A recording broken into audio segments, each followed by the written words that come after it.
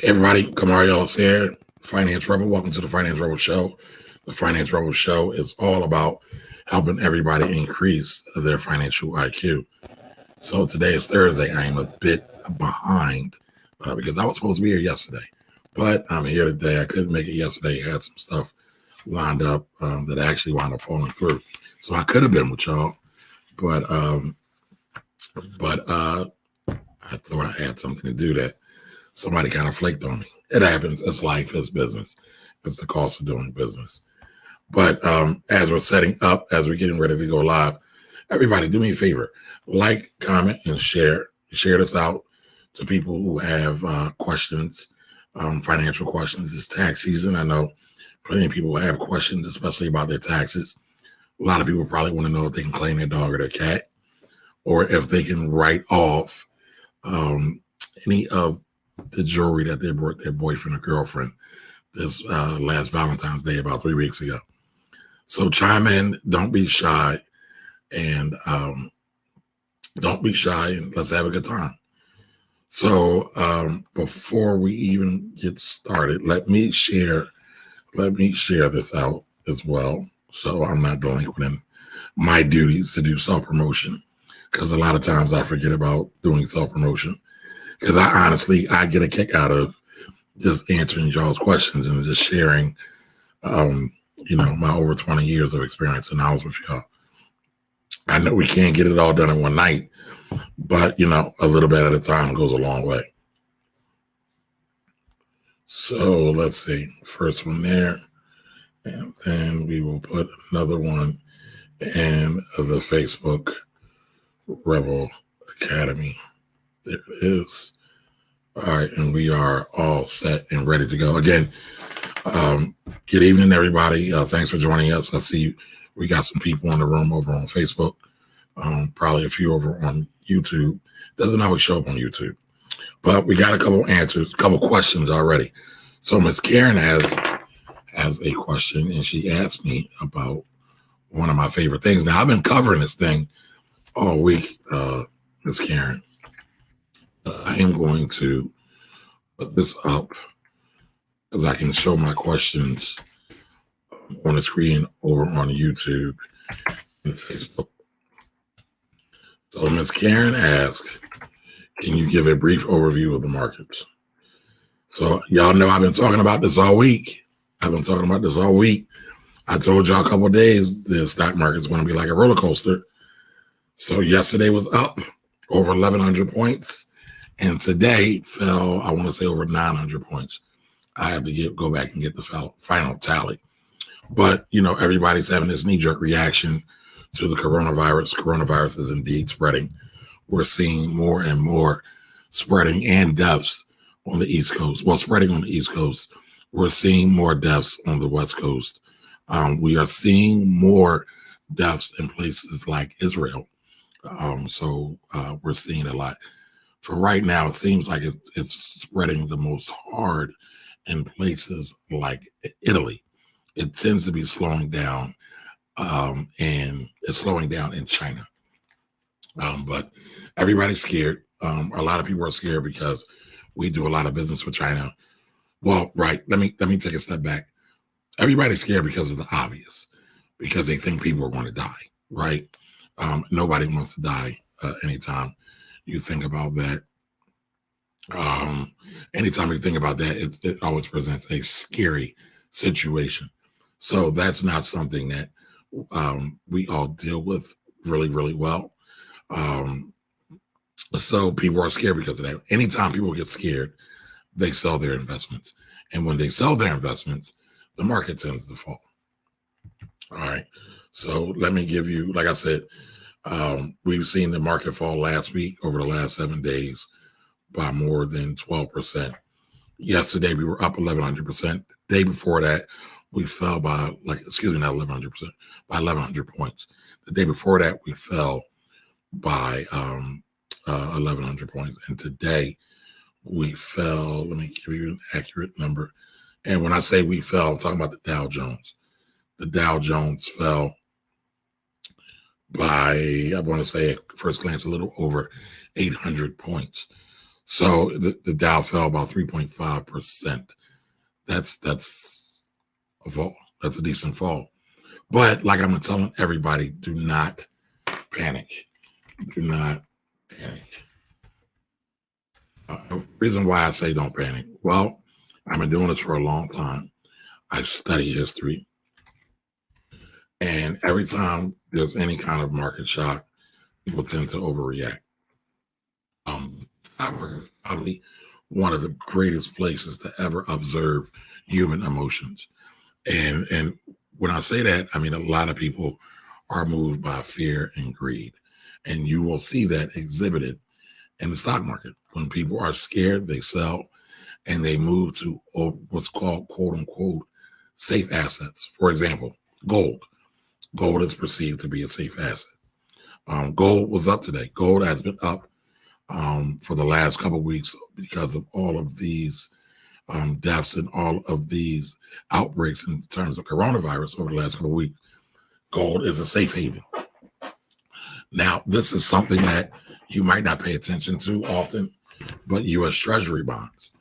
U.S. Treasury bonds have also increased in prices. Not the savings bonds, Nana and Pop that my mom gave to us, right? Those are like Series EE and Series I bonds. I'm talking about actual U.S. Treasury bonds, right? Usually 2 years, 5 years, 10 years, 30 years, those kind of bonds, and they're backed by the United States government. Those bonds have fallen. People tend to buy those bonds when people are scared. Why? Because they know the United States government has never, ever, ever defaulted on a payment. Out of all the governments around the world, they are the safest and most secure in terms of their money. All right. So stocks were down today. Gold's up today. Actually, oil's up today. That's weird because oil's been falling as well because we've been seeing a slowdown in overall exports. People are not shipping as much because things are hectic. Things are hectic, especially in China. We get a lot of exports out of China, and a lot of times they are usually shipped by boats. So the boats aren't sailing, and anytime the boats slow down, that's usually a bad thing for the overall global economy.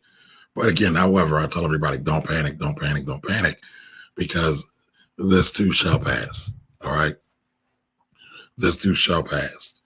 And so before I get to my other questions, hey, Elena. Elena is my Sea Mouse Connect. I actually need to catch up with her soon. Catch up with you soon. I'm talking like you're not here. What are your thoughts on PA 529 investment plan? I'll come to that. I will come to that. But before, like I'm saying, don't panic. The market's falling. But guess what? Everything's on sale. I don't know if you guys have seen the video I've been circulating around. I had an opportunity to do an appearance on CBS 3 News here in Philadelphia. And I told everybody right now, everything is on sale. There's a lot of stocks on sale. It's a great time to buy. I repeat, it is indeed a great time to buy. And guess what I brought today? And y'all been seeing this kind of on my IG feed and on my Facebook feed, but I've been buying forward. I mean, there's a couple others, but I've been buying forward. Primarily just to show you all, it only takes a couple of bucks to invest in Ford. And so today I spent $20 on Ford. I think I bought roughly 4 shares of Ford company. It's trading at $6.75. Now, why would I buy that? Well, Ford's not going anywhere anytime soon. It's the biggest truck manufacturer in this country. It's got plenty of cash on its balance sheet so it can weather the storm, and they're still making sales. Now, could that slow down if we really, really had a great outbreak of coronavirus? Yes, it could. But I believe this will be kind of a blip in the radar, much like SARS or the swine flu and all of that previously back in the day, or a couple of years ago, rather. So I'm looking to increase my dividend. Now, Ford's dividend, anybody want to guess how much Ford dividend is? Ticker symbol F. Anybody?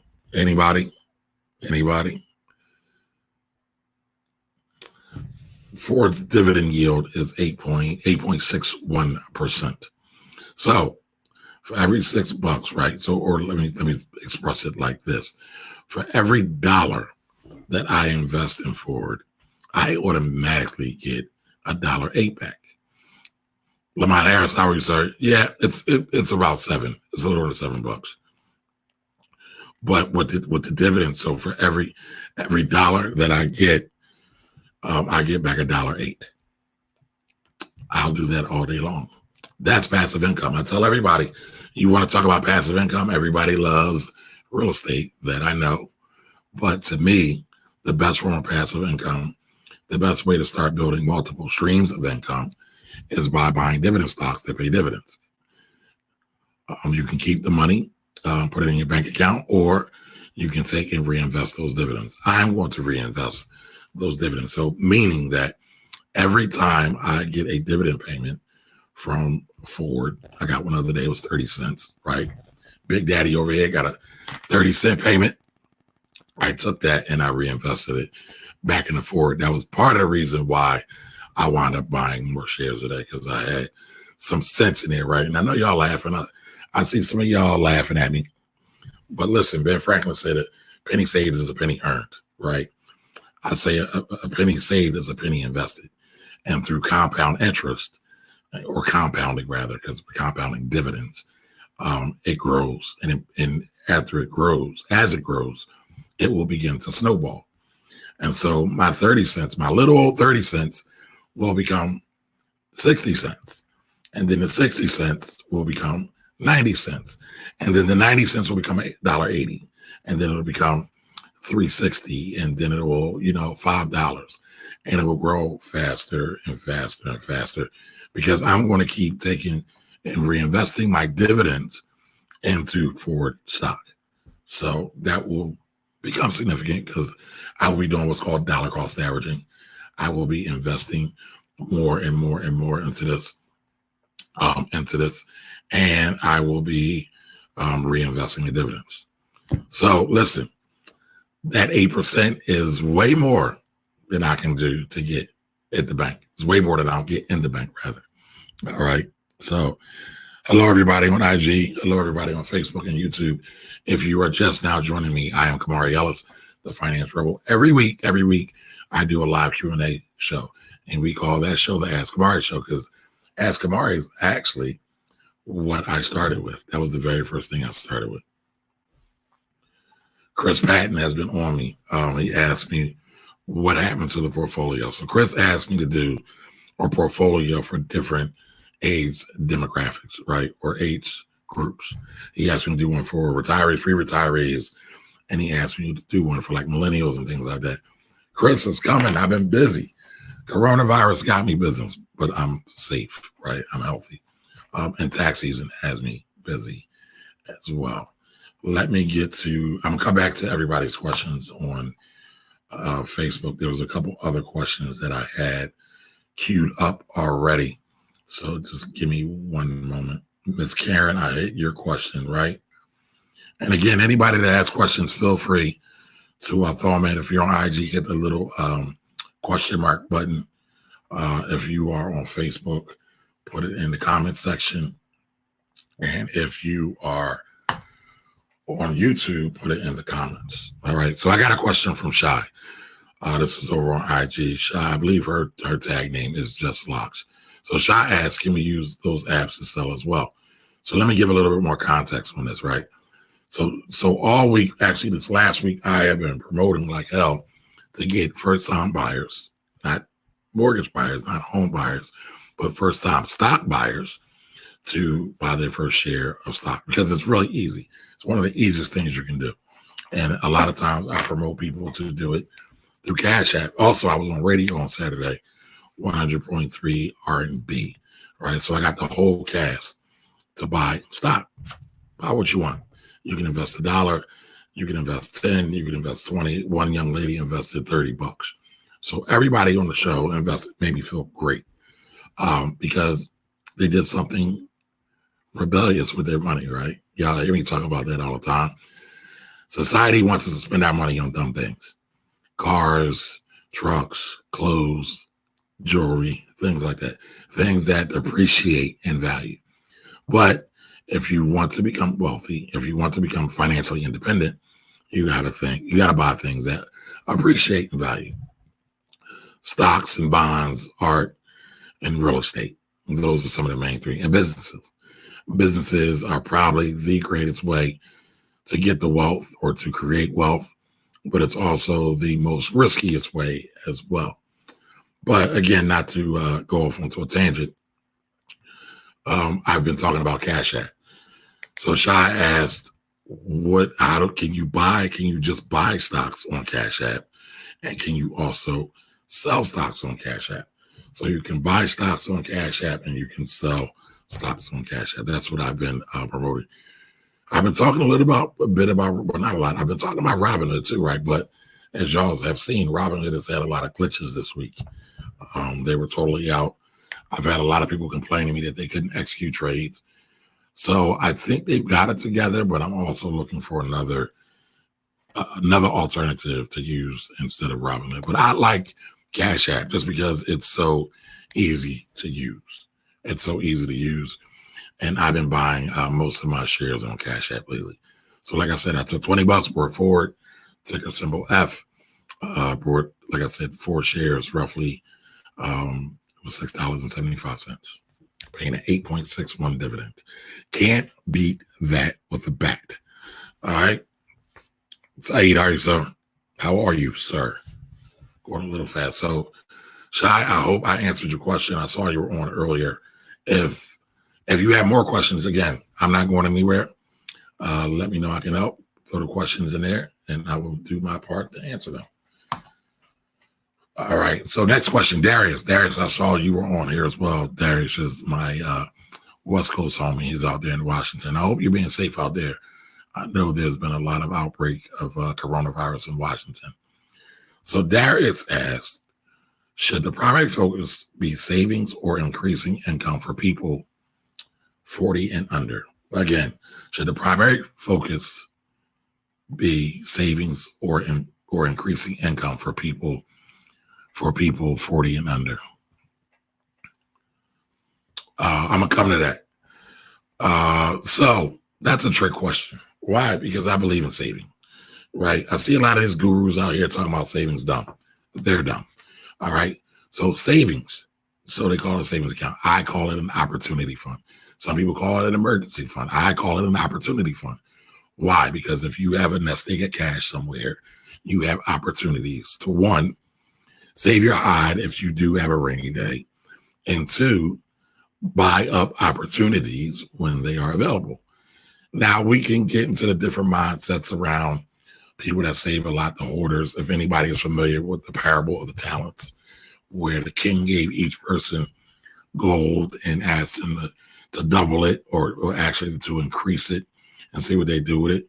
One person hoarded the money. One person was scared to spend anything. One person spent everything. One person doubled it. So that's just overall, that's just mindset stuff, right? But the idea of savings in and of itself, the idea of not spending more than what you make, the idea of living below your means is a very smart one. It's a very practical one. Again, these people that tout these new age ideas, I mean, I get it. Savings, SAVING. It's not sexy. Nobody wants to talk about savings. Who cares about savings? Savings is boring, right? Everybody wants to be fancy. Everybody wants to do the fun stuff. Nobody wants to do the boring stuff. Nobody wants to do the hard work, right? But I tell everybody I am a Warren Buffett devotee, right? And one of the things Warren Buffett says he likes to buy, boring companies that could be run by a bologna sandwich. Why does he like those? Because they tend to be profitable. They tend not to go up and down. For example, anybody ever pay attention to what happens every day of the week at the supermarket? The 3 things most people want at the supermarket is bread, milk, and butter, maybe and meat, right? Maybe some vegetables. but bread's being sold all the time. Is bread a sexy business? I mean, y'all all have probably seen those come in, right? The bread guy come in with his rack and deliver the bread. He does it every day. Comes in and out. Even going to the 7-Elevens and the Wawas or whatever convenience store or grocery store you have in your area. But he's silent. He comes in, stocks the bread, and he's out. No big fuss, no big muss. He just does what he does. But nobody's thinking about bread. But bread makes money all day, every day. It makes money all day, every day. Care credit tools, I agree. It's about behaviors and also about budgeting. It's about behaviors. Yes, absolutely. It's about behaviors. Absolutely. I am not a super big budgeter, not because it doesn't work. I mean, I kind of know where everything's going in my head. But I don't have a lot of vices, right? I talk to y'all, so I got some technology stuff. I'm not really into clothes. I'm not really into cars. I'm not really into jewelry. So I pay my bills and, I put money into my business and I buy stock and I give my kids all the rest. They rob me for everything else because they eat me out of the house and all. But Terry over at Care Credit Tools was talking about the savings comment. So I would say you should do both, right? You should be about saving your money, and you should be about increasing your income. Most people don't increase their income. Most people have not figured out how to increase their income. And I hate to sound cliche because everybody is saying this now, but it's true. We all have God-given gifts, abilities, and talents. Some of us know how to tap into them a little better than others, right? What's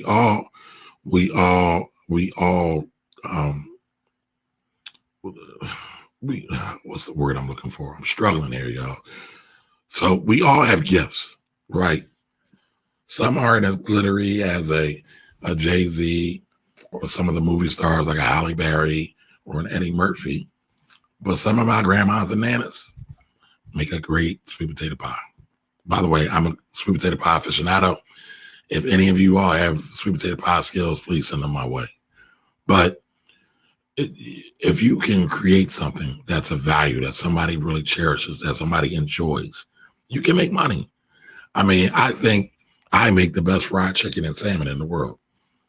I'm not going out to start a truck, a food truck, or a restaurant, but I have sold them. I have sold chicken.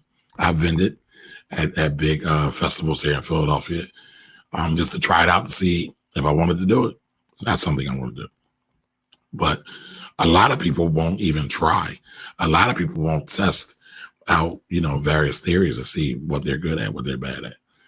If you are making, I don't know, $50,000 a year, 35, let's say 50,000, right? That's roughly how much the average American makes, or the median income of the average American. It's about $50,000. And you want more out of life. You want to be able to provide more opportunities to your children or take care of your loved ones a bit better because everything costs. I am pretty sure there is something else you can do. And I'm not saying you can quit your side job. I mean, not quit your job, but there's something else you can do on the side. For example, one thing I do, because I test out a lot of stuff, I sell on eBay. Some days I make some money, some days I don't. Terry just chimed in again. She said food trucks make a ton of money. Some food trucks make a ton of money. I know some don't. But you're right. You can make a ton of money, especially if you are serious about your craft.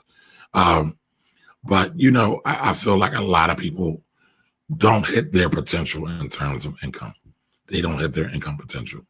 And a lot of them are afraid to try different things because they're scared they're going to lose money. Can't be afraid. Can't be afraid. You have to be willing to try, right? I mean, if we're talking about becoming financial free or developing financial freedom, income is going to be a cornerstone of that, unless you already have a great high paying job.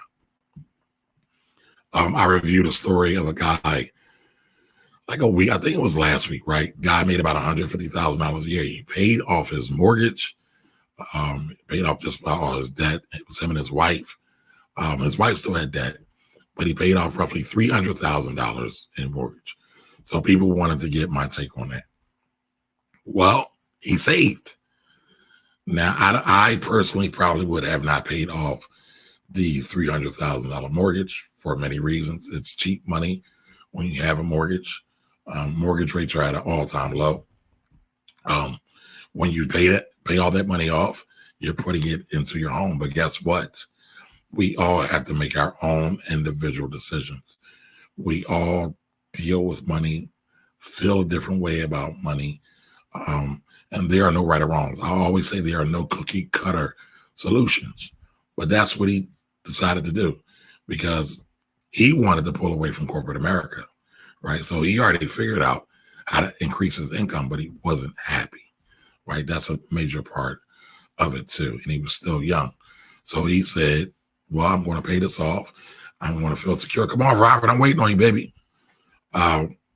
He's looking to do something a little bit different.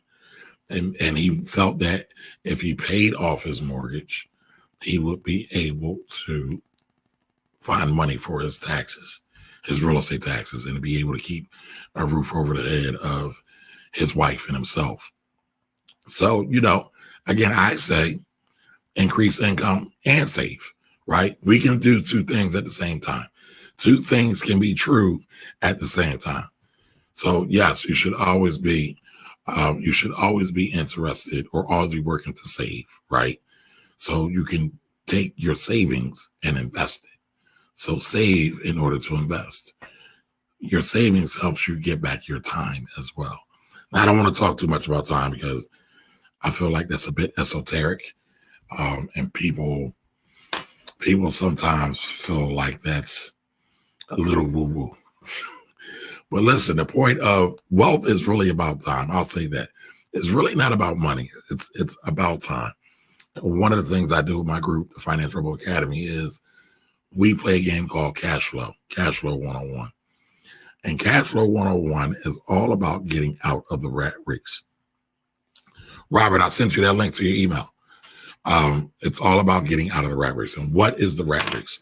The rat race is you beat the game by having passive income that exceeds your bills. All right. So if you're a janitor, your bill range is different than if you are a lawyer with a bunch of student loans or a doctor with a lot of student loans. So I encourage everybody to play that game. Like I said, you have to, I don't see you, Robert. But you have to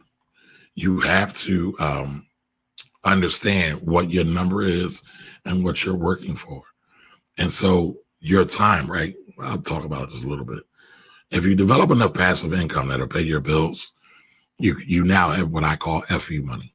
And that FU money is, I can say FU to the job that I hate. If you love your job, you don't have to say FU. There's no job shaming here, folks.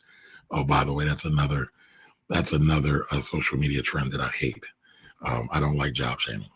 If you have a job and you enjoy your job, do your job. All right. You always have a job somewhere, somehow. But it affords you, money will afford you time, right? Because you have FU money. And so if you have a boss who's not the kindest, who's not great at management or leadership, you can say bye, chuck the deuces and roll on it. And then you can go either do something else, grow your empire, find another job. But not only do you have time now, you have more opportunities. So use your money, right? Use your money to be your slave. Anybody ever read the book, The Richest Man in Babylon?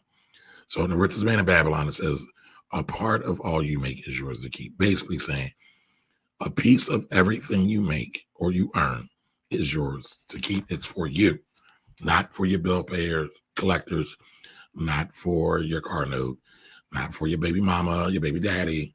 It's for you, not for your children. It's for you to put to the side. Robert, I am in a jam. Well, let me see if I can do that on the fly here. You're going to test my skills, sir. So I think the cat's kind of out of the bag. I was trying to have my, trying to think of what he calls himself, Mr. Robert Lewis on. He's the resident mortgage advisor. And I got a question.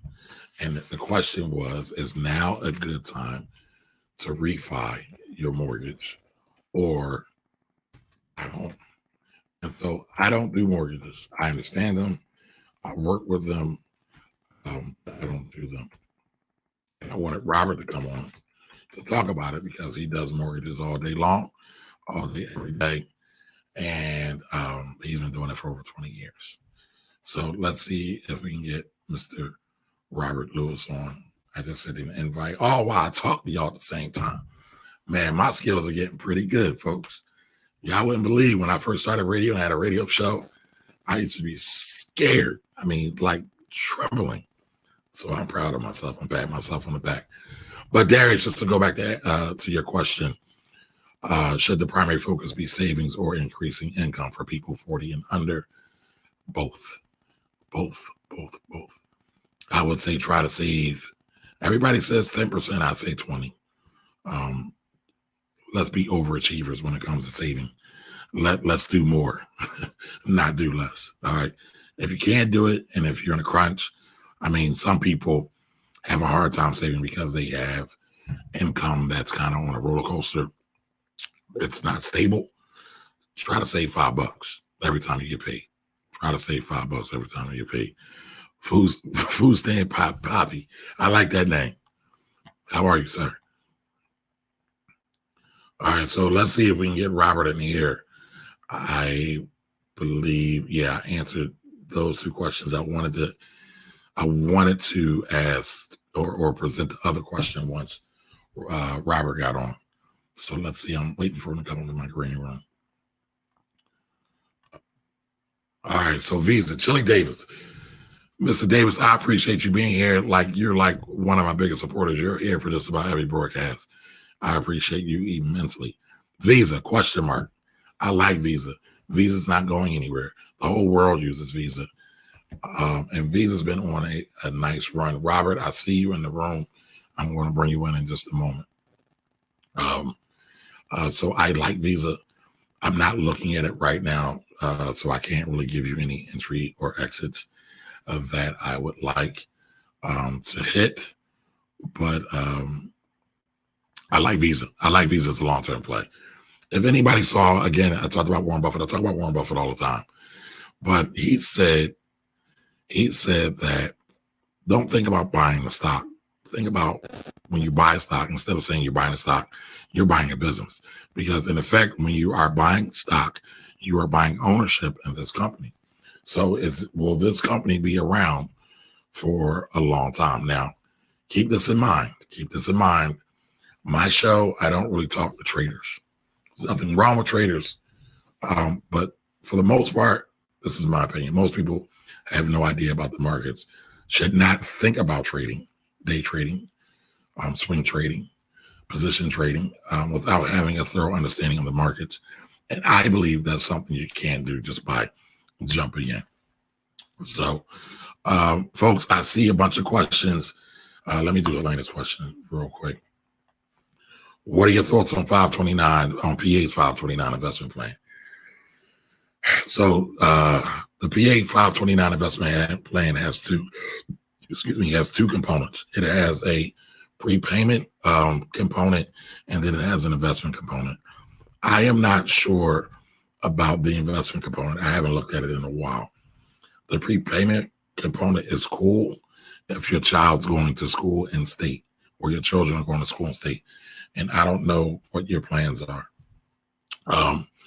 By the way, with the new tax change, they actually extended the scope of the 529 plan. Before, it could only be used for college. You can now use 529 plan for K through 12 private school as well, which I think is awesome.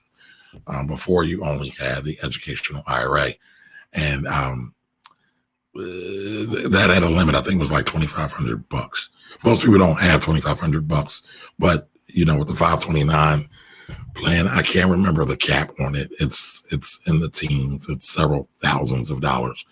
I will, you know what? I'm gonna make a note of that, and I'll talk all about 529s, and we'll go over that. I'll do a whole video on that. later. But I hope that helped. All right, I hope that helped. Let me see here. Let's see here. All right, everybody. I am going to bring on Mr. Robert Lewis. How are you, sir? So when you said 7, I thought I was early, and I didn't get the initial email. What's that? You didn't get my email? I didn't get the initial email, and I'm thinking Central Standard Time, 7 o'clock. So I'll call right. To you. Right. Let me see if I can switch this over because my IG feed won't be able to hear me while I am doing this. So let me see. I hope I don't get a lot of feedback, but let's try it out. Can you hear me now, Robert? Yes, loud and clear. Yeah. All right, IG, can y'all hear that?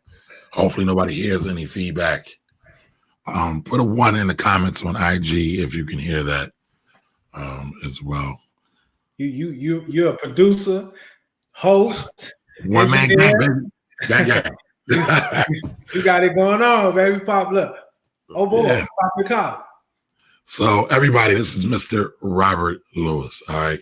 For my IG folks, I'm sorry. I don't have the capacity to share the screen with y'all yet. I'm sure something will come out, right? But y'all can listen along. And if anybody is available, you can go on over to YouTube or Facebook. Just type in Kamari Ellis, CAMARIELLIS, and you will see my live feed. So on Facebook, you have to put in Kamari. Oh, you know what? You can go to my regular page as well. It's all there. I'm like an open book, so you can find me. So I wanted to bring Robert on today because me and Robert go way back. If anybody remembers Blab, but me and Robert have been hanging out since the days of Blab and doing this whole online thing, educating people about money, helping to raise the financial IQs of people, whether it be mortgages with Robert, with me, taxes and investments primarily. But we cover the gambit. So today I got the question. The Fed lowered interest rates. Fed lowered interest rates. Is now a good time to refi and or buy a home. So the Fed lowered interest rates. Is now a good time to buy a home or to refinance a home. So Robert, thank you for joining me. I appreciate you. I know it was last minute, but I thank you for coming on. No, thank you for having me again. Apologize for the miscommunication. And if you pose that question to me, I would like to say, and what I say daily, if you can afford it, right? Affordability is the key. And if you can, it's always a great time to purchase a home. Moreover, now is an excellent time if you're in the right position to take that step, because the emergency cut that we had yesterday and just the 10-year has just been taking a beating along with the stock market and everything else is going on. So I'm gonna stay in my lane because I know a little bit about macro, but there's you. But to the everyday person, yes, if you're in a position and you can afford, now is a great time. So, I mean, are there certain programs that are better than others? You know, FHA, I believe you have to have a credit score of 580. Other conventional is a little higher. I am not the mortgage person, folks. Again, I know it by osmosis because I have to help my real estate investors do financials from time to time. Well, actually, a lot of times. Some of my other business owners who need financials at the last minute. But I mean, I know everything is circumstantial, right? I know it really depends on if now is a good time to buy for people. But let's assume that you have all the check boxes, right? Okay. You got money in the bank, you got a good job or a good business, you have good job, good business, you have good credit rating, or at least adequate enough credit to get a home. You're saying now is a good time to buy. I am. And to the first part of your question, so FHA, VA, USDA, and conventional. Those USDA. USDA. For food, that's for farmers, right? Nah, they also insure loans as well. The concept is when it was created to help folks in rural areas finance homes. Okay. And you'd be surprised. I'll try to put a link or get it over to you. But if you're looking to purchase a home, you could go to the USDA website, type in the address that you're looking to buy. And a lot of metropolitan areas, if they fall under a certain level of the annual median income, they too fall in a USDA eligible area. And what's nice about that is someone can finance 100% of the purchase price of the home. It's akin to VA. Okay, VA, yeah. So VA home buyers can finance 100% of the purchase price. Example, sales price $100,000 for the house. You can buy or borrow $100,000, not to be confused with the closing costs. But USDA is a loan type. So to go a little further, if you are someone that has challenged credit, FHA guidelines actually state that if you have a middle credit score of a 500, you could possibly qualify for a loan. Now, so wait a minute, say that one more time. 500 credit score. Who, what, when, where, how? 500. Now, so like you said, let's get into the nuance. These are the guidelines. These agencies create the guidelines. We as lenders sometimes have overlays to deal with our level of risk or our comfort with the risk, all right? But FHA states that if you have a 500 middle score, you can finance a home and put down as little as 3.5%, okay? All right, now, so hold that point, Robert. Okay. So listen, you're watching the Finance Rebel Show. This is the Ask Kamari section. This is where we do our weekly Q&A. If you know somebody who needs to up-level or upgrade their financial Q, share this with them. Don't be stingy with this knowledge, folks. Share it with them. Sharing is caring, all right? We've been on for about 40 minutes, and I got a feeling we'll probably be here for at least another 40 more. So you got plenty of time to share. Share the knowledge, share the love. Listen, in order for us as a community to increase, we got to have better knowledge. It's not just enough to have better knowledge. We then must have good knowledge, right? Because there's a lot of whack jobs out here spreading nonsense, right? I talk about that all the time. But I try to hold myself to a standard. Listen, and I'm not trying to put anybody down, but those who know me and have been rocking with me and have watched me and seen me go through some things, know I try to be a man of integrity. And I brought Mr. Robert on because he's a man of integrity. I've referred several clients to him, and they all have given me great reports, have glowed upon him. Even the ones he made no money off of, right? So let's be clear. We are all in the business of doing business. And what that means is we are in the business of making money. So he didn't make any money off these folks, but he was still able to help them. So, listen carefully, take notes, and feel free to ask any questions that you may have while we're here. All right. Sorry about that, Robert. No, you're good. And what I don't want to do, I don't want to turn this into a loan officer class, but you hit on something, Kamari. Some of these programs, FHA, you can go down to as low as a 500 middle score. VA, you can go down as low as a 500 middle score as well, okay? Conventional loans, 580, some people, I can broker as well. I have investors that have that appetite. And then when you look at the USDA, 580 as well. But here's the thing. What you just said, what you just alluded to, we gotta raise the level. We gotta get out of that lower echelon, because you can get into those homes. And I did a study last year, not to digress, but I helped a lot of people get into homes with lower subprime credit scores. And I only did so because they made a commitment to me that they would stick with the plan, and within 8 months, we're coming back to refi them out of that nosebleed area. And out of 30 people that I did this experiment with, only 2 followed the plan and increased the credit score. So what people have to realize, somebody like myself, when you talk about integrity, my loan officer license number, my NMLS number goes, and it's tied to these loans. And you can look up Neighborhood Watch from HUD. And if you have enough bad loans, I can't do FHA loans anymore. So I said all that to say, guys, there are programs available for people who have had hardships and things of that nature. But if we're just not paying our bills, we got to keep listening to Kamari and level up. because everybody does not need a home. You know what's so funny? So me and Robert have done a myriad of these, right? And Robert, I don't know if you saw one. I found one from about a year, maybe 2 years ago. I saw that, yeah. And we were debating about Gary Vee and what he said about that. Right. Now, you just said everybody doesn't need a home. Right. But you was mad about him saying that last year. Well, I got a crazy memory. I'm like an elephant. So let me clarify. I wasn't mad about him saying that. What I was mad about was it's clickbait, right? And he's the attention guy.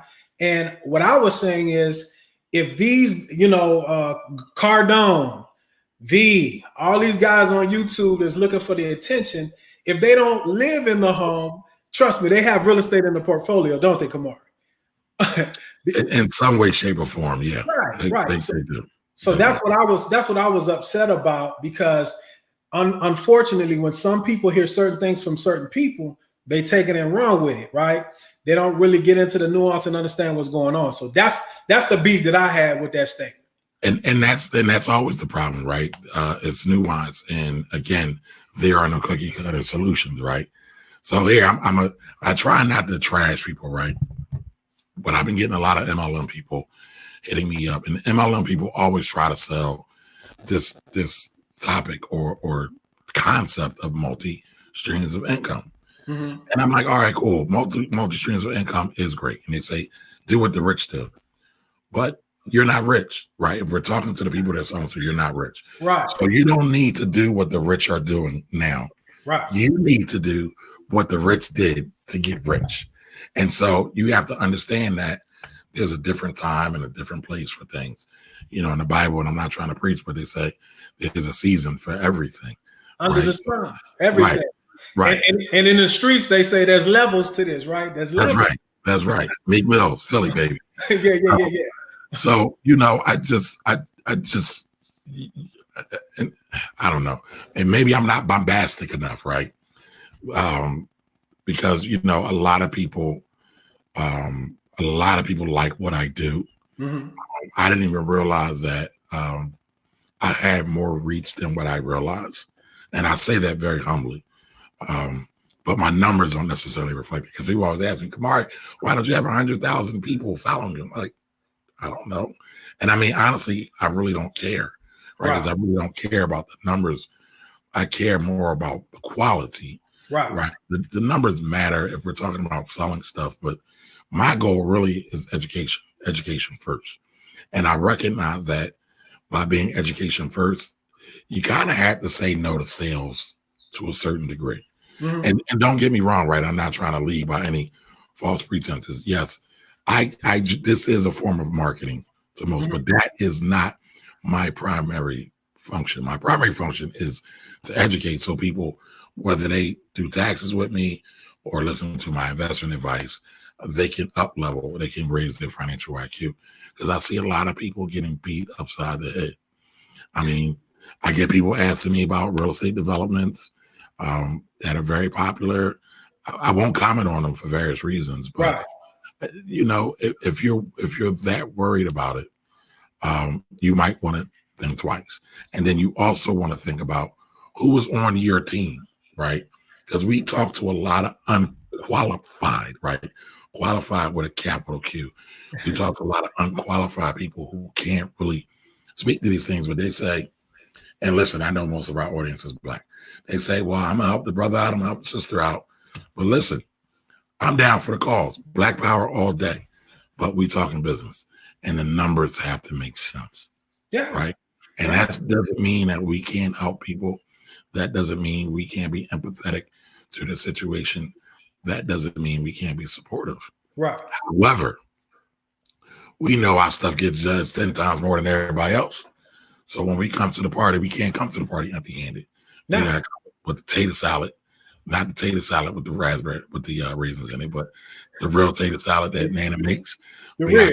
Yeah, we gotta come with a bottle or something. Yeah. We gotta come correct, is my point. We gotta come correct. Yes, sir. So coming correct doesn't mean you just run haphazard and jump into things, right? And so I guess I'm too boring, right? for some folks to get I don't- these large followings. I don't think so, man, because it's like you said, it's about motives. To me, if you're looking, the fruit is on the tree. Yep. I can tell what kind of man you are. And, you know, And that don't mean I'm perfect. and none of us are, you see. Right. And if nothing is being sold, then nobody's making any money. So we understand that as well. But there's a lot of capitalists going on, capitalism, you know. Well, I tell people all day long, I'm a black capitalist. There's nothing wrong with capitalism. Right? We confuse capitalism with imperialism. We confuse capitalism with many other isms, but we don't recognize that all the isms have exploitation in them. Whether it be socialism, whether it be communism. I'd rather deal with the ism that gives me more control. All the other isms take my control away. But, you know, I talk about that ad nauseum. We could talk about that for another day. So you want to hang with me for a little while longer? Sure. And out with these questions? I will be honored. Yes, sir. By the way, Mr. Lewis, let everybody know where they can find you. You know what? On all the platforms, Lend to USA. Look me up. Lend to USA. You can see the videos, Facebook, Instagram, some of the other platforms I'm building up, you know, my YouTube. But if you search for Lend, L-E-N-D, the number 2, USA, that's where I could be found. Okay, so I'm just going to go through all of these just to make sure I don't miss any. D.L. Lieberman, hello. How are you, D.L.? Thank you for joining us tonight. Chris is on my back. I talked about this one, but you know what, Chris? I actually appreciate that. I take all questions, all suggestions. I can't do all of them, or I won't do all of them. But this one is legitimate. I'm going to do this one. All right, so yeah, keep on my back. It's well appreciated, much appreciated. Yeah, Chris is on you about this proposal. Yeah. So I mean, Chris, I don't know what point you joined, but I was telling a story like I've been on CBS 3 earlier, just talking about coronavirus and its effect on the stock market. If you're not from Philly, CBS 3 is the local news or one of the local news channels here. But you know, I've been telling people that stocks are on sale right now. Now is a great time to buy, and I was saying I brought Ford early because it has a great dividend and it's on sale, and Ford's not going out of business anytime soon. So Brandon Jones over on YouTube, do you have to pay capital gains tax on gains made in the stock market throughout the year if you don't withdraw any profits? So I like nuance. There's a couple of things to this, right? So I'm going to answer this as thoroughly as I can, right?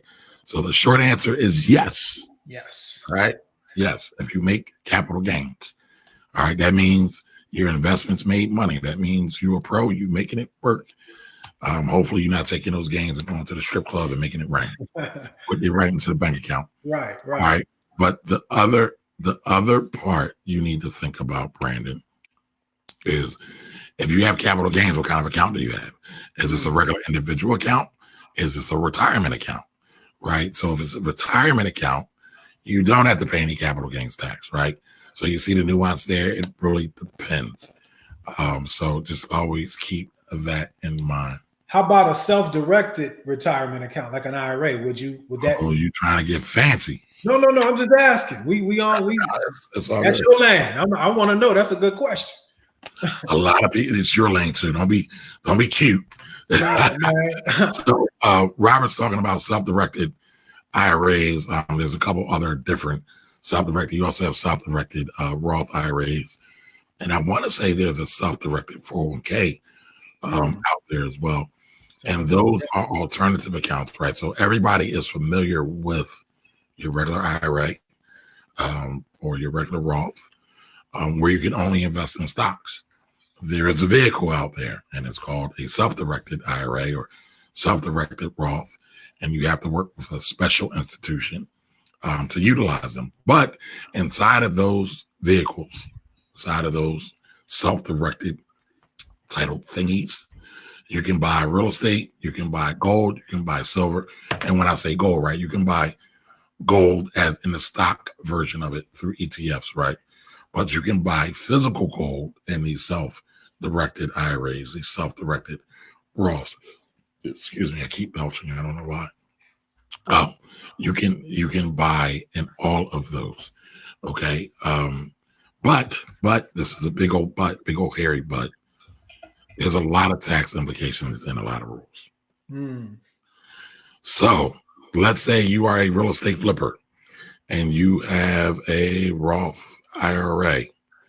Let's say you worked at a job, you had $100,000 in that 401k at your job, you left the job or did what's called separation of service. You now work for your own. You can roll that money into a self-directed IRA. You can then take that money in a self-directed IRA and you can buy property. You can also loan that money out. But here's the trick. You personally cannot be involved in these transactions. And when I say involved in these transactions, right, you got a lot of do-it-yourselfers in terms of real estate. So you cannot be the contractor that goes and does the work and then pay yourself out of that self-directed IRA. That will blow up your self-directed IRA. And you will owe a boatload of cash to everybody's least favorite uncle, Uncle Sam, if you do that. And there are some other nuances. There's some other things you have to be aware of. This is another one of those whack job things that I see people recommend all the time.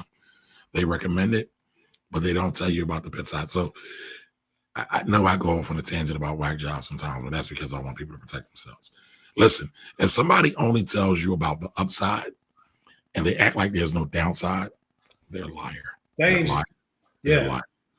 Danger for Robinson. Houston, we got problems. All right. Yes, so the self-directed IRAs, hold on, folks. IG, I'm about to run out of time. I'm going to end this live and I'm going to come right back.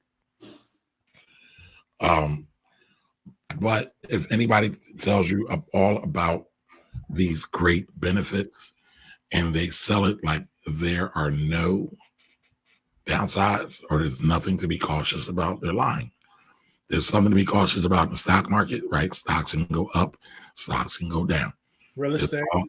There's all kinds of things that will drive that, right?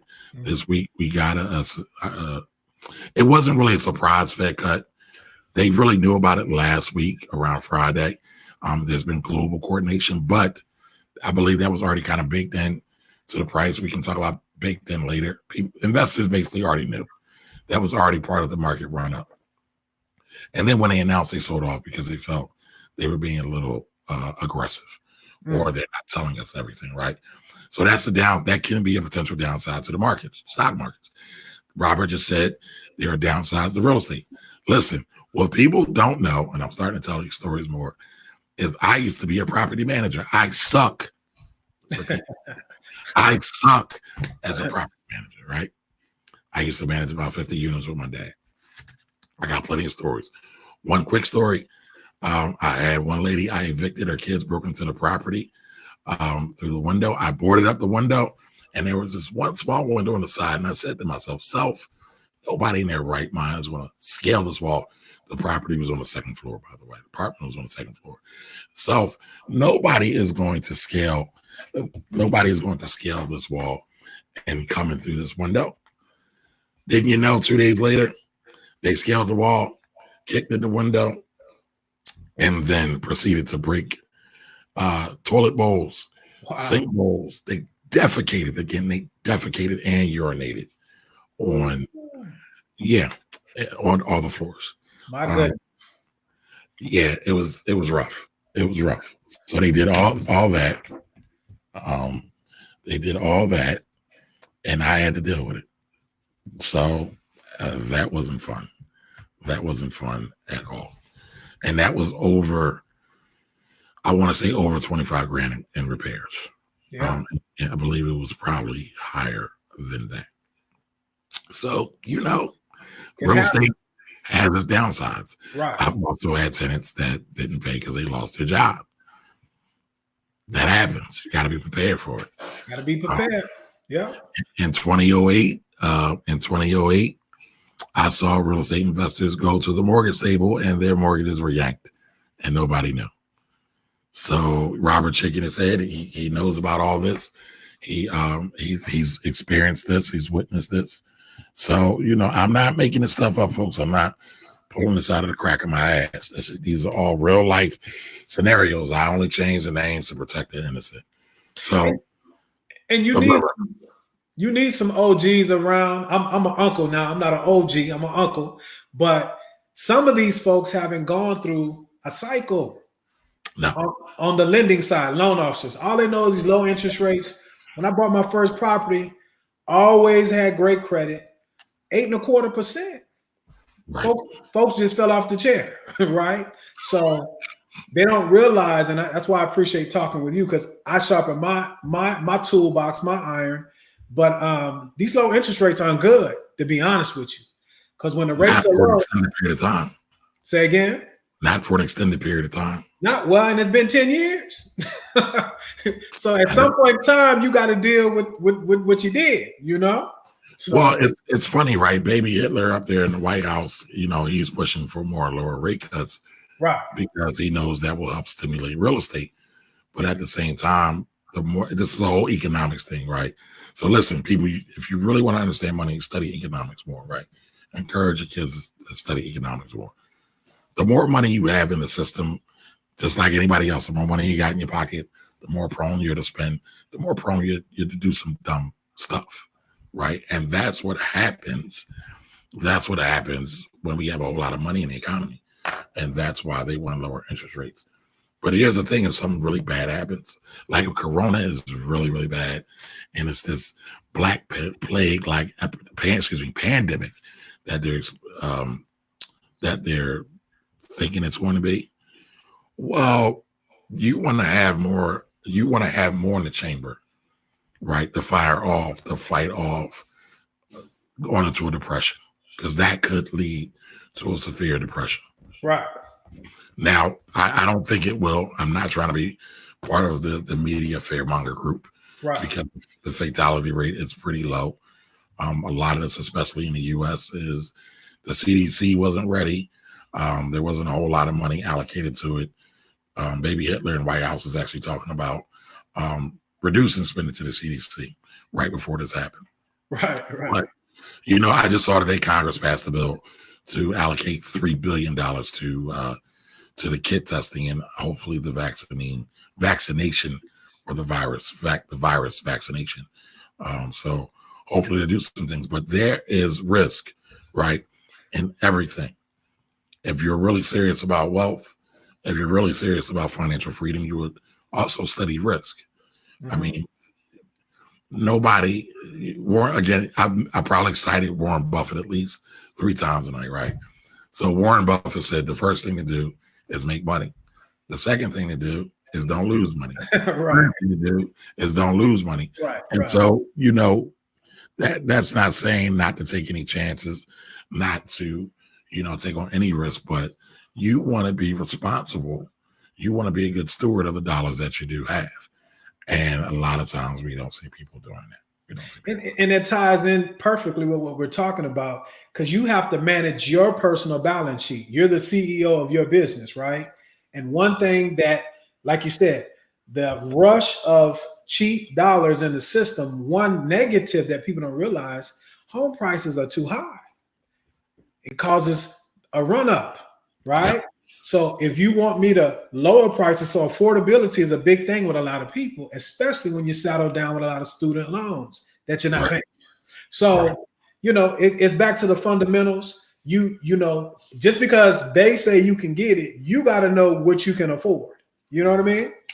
And so part of what me and Robert talked about a year ago in this conversation, I kind of chastised Robert, and I looked at it, I said, I shouldn't have done that. Right. So I told him I'm going to throw you under the bus, right? I can handle it. But no, I'm not going to throw Robert under the bus. I'm going to throw the mortgage industry under the bus, right? Robert just said it. Mortgage people will tell you can afford a $400,000 house, but you make $30,000 a year. When in actuality, you might want to buy a $100,000 house or maybe a $150,000 house.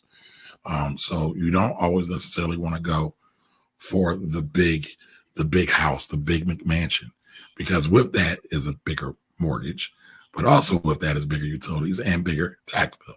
So the upkeep, the maintenance, right? The other side of the coin. So you know, a lot of people like going to weddings, but nobody likes being married. You understand what I'm saying? You get excited about the wedding. Because they get the party. The wedding's the party. You feel me? Marriage, I tell people all the time, the marriage actually starts before the wedding if you are really about that life. Responsibility and all that. You're already committed to that person. But, you know, the wedding tag, man, we can talk about that too. I see some crazy wedding bills. I see some crazy wedding bills. And then they get divorced, right? That's crazy. And then they get divorced. And then you could have gave me that money. I would have made it work, right? So it's akin to what you're saying. Not to excuse me, not to cut you off, but just like with the stock market falling, and you know, I'm a real brother. I like to touch it, you know. So I'm messing with it a little bit.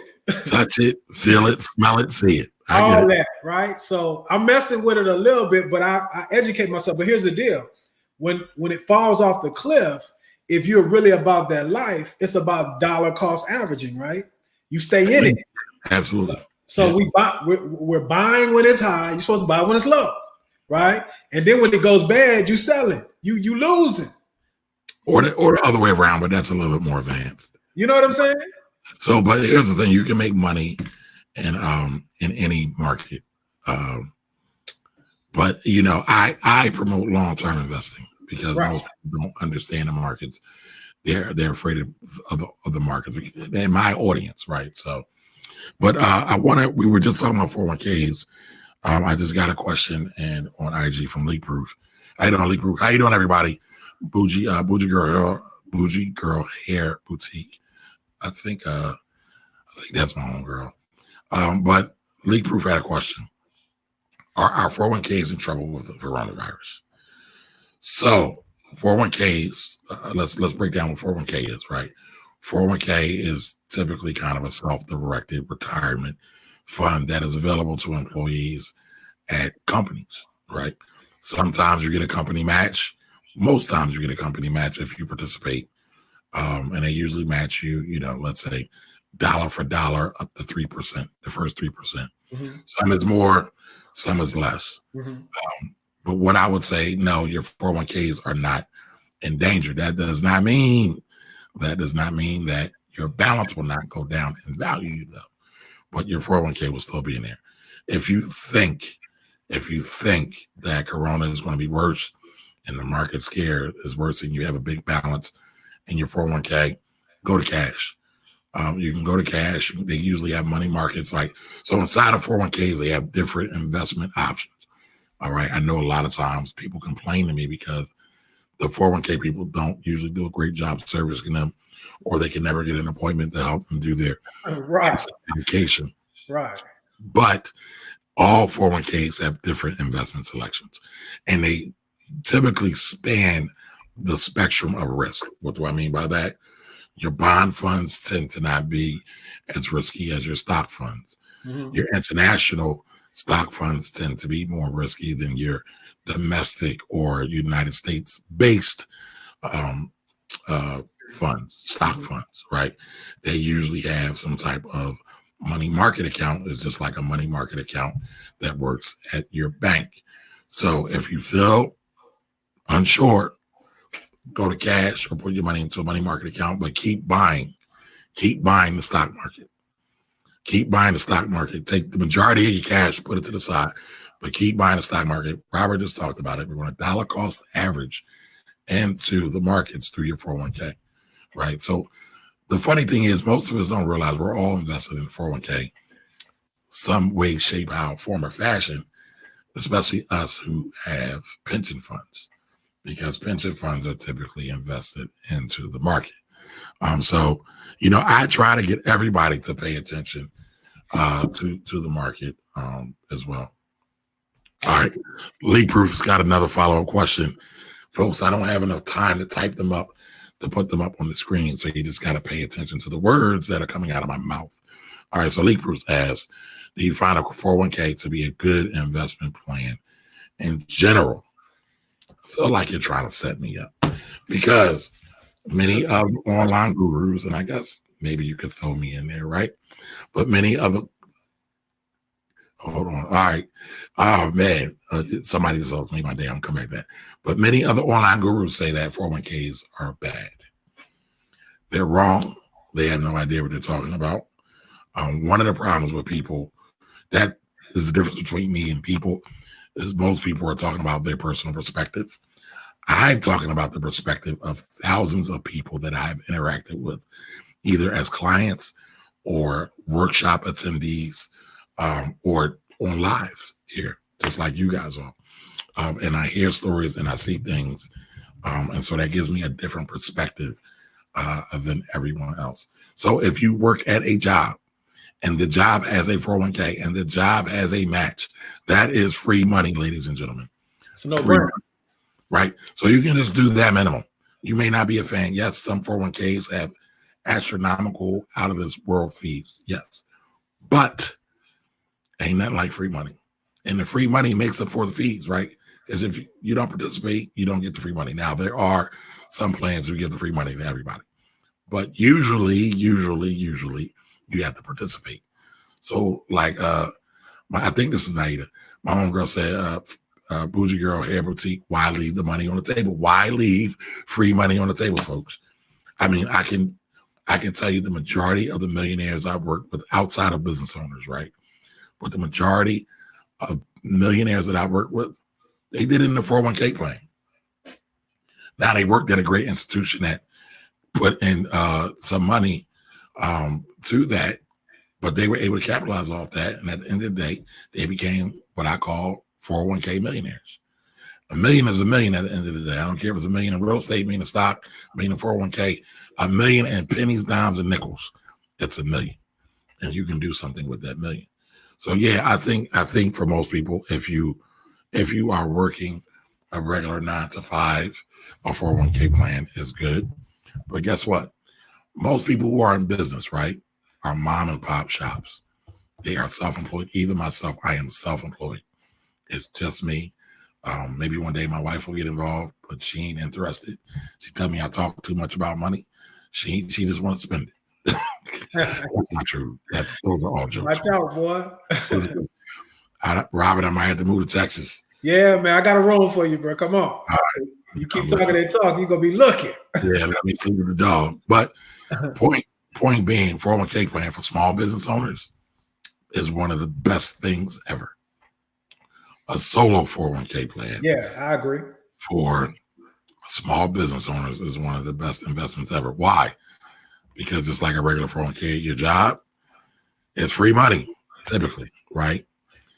It's a tax write-off.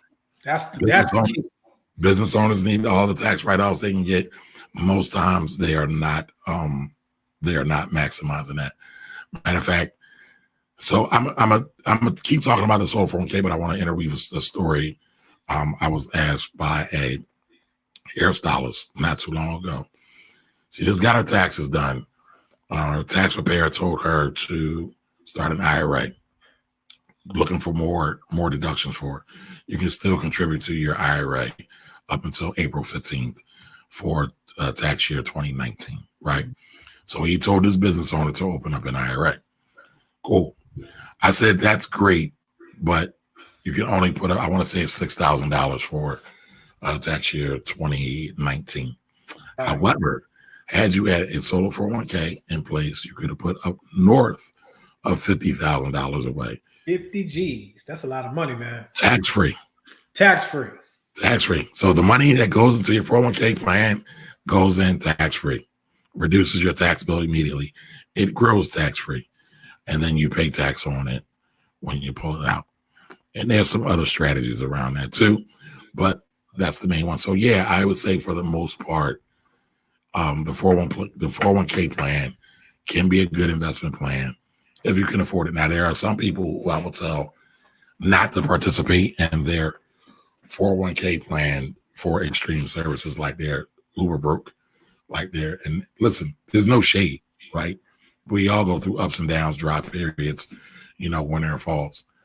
They might not have any cash. So I tell them not to put money into a 401k plan, because if an emergency arises, they have their money locked up into a place that's going to penalize them for their taxes. Right. or there's going to give them a tax penalty if they need to get to it. So, or they might not be able to get to it at all. Every plan is different. So I say again, if your employer has a match, just put up into the match. Keep saving your money. If you're a business owner and you're profitable and it's just you or maybe you and your wife, you should be looking at a solo 401k plan, potentially, right? Again, everybody's circumstances are different. But I would say the 401k plans can really, really work good. Well, hold on. So I got happy, right? I got a little distracted. I saw my man, Mr. Tex Rant. All right. On IG, everybody follow Mr. Tech Rant. He covers all tech stuff. He does great reviews and he does stuff on YouTube as well. But he said, I just brought my first stock yesterday, giving Ford a try. Now, I don't know if he did that based on my recommendation. I always tell everybody to do their research, do their homework. But that's what I've been buying, right? Listen, before you buy any investment, please consult your investment and tax advisor before you do anything. Past performance is not an indication of future results. Again, past performance is not an indication of future results.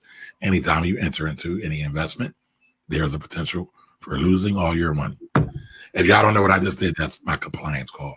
I don't want y'all saying that, y'all trying to sue me because I recommended a stock. The programs are for educational and entertainment purposes only. Educational and entertainment purposes only. Right.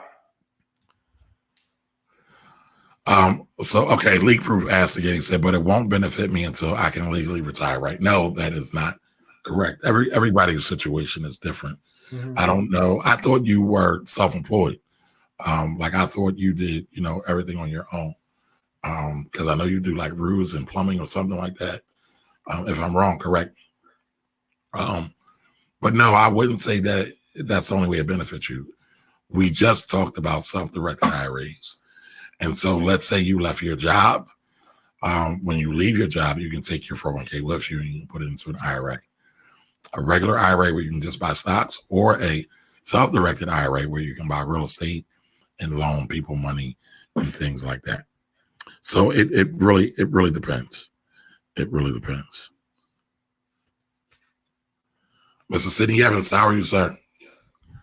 Global Brand Vision. I thought I had your book here. Everybody go follow Sid Inc. I want to say, is it Sid Inc. on Facebook? But Sid is like this world, not like he is a globe traveling brand strategist. So my man was over in Bucharest at the Rebels and Rulers conference. So he does international gigs. So, but check him out. He's been doing a lot of free consults online. So if you need help with branding, be sure to go over there and check it out. So let's power through some of these questions. Cash App does not work in the UK. I'm not sure. I don't know if that was a question for me or not. A statement. Can you go through an option trade for us? You know what? I got to work on that. I understand options. You can buy options on Robinhood, calls and puts. You buy a call when you think a stock is going to go up in price, but then you have different strike prices. You have the different expiration points.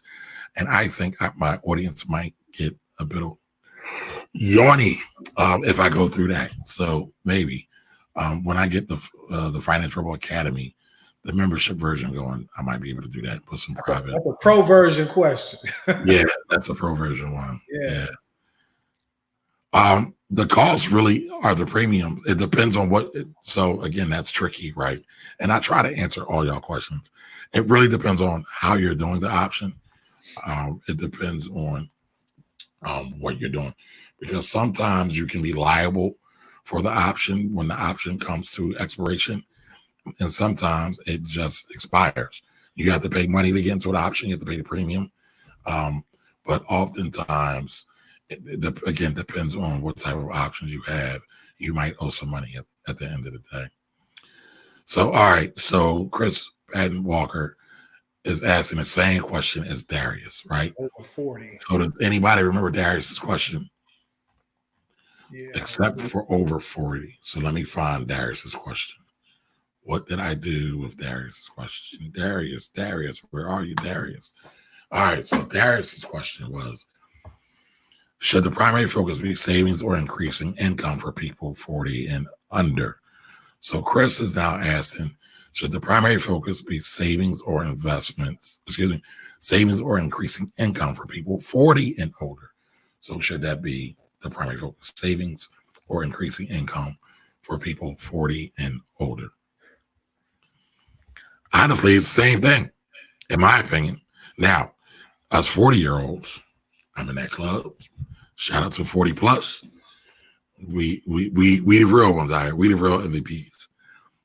But for the whole saying that 40 is the new 30, I think somebody lied. That's a lie. Not me next. It's the same old 40. 42, 43, it's the same one. I be, and excuse my broken English, folks. I talk to y'all like I'm talking to my homeboys, no code switching today. So I be needing naps. So I would say, yeah, right.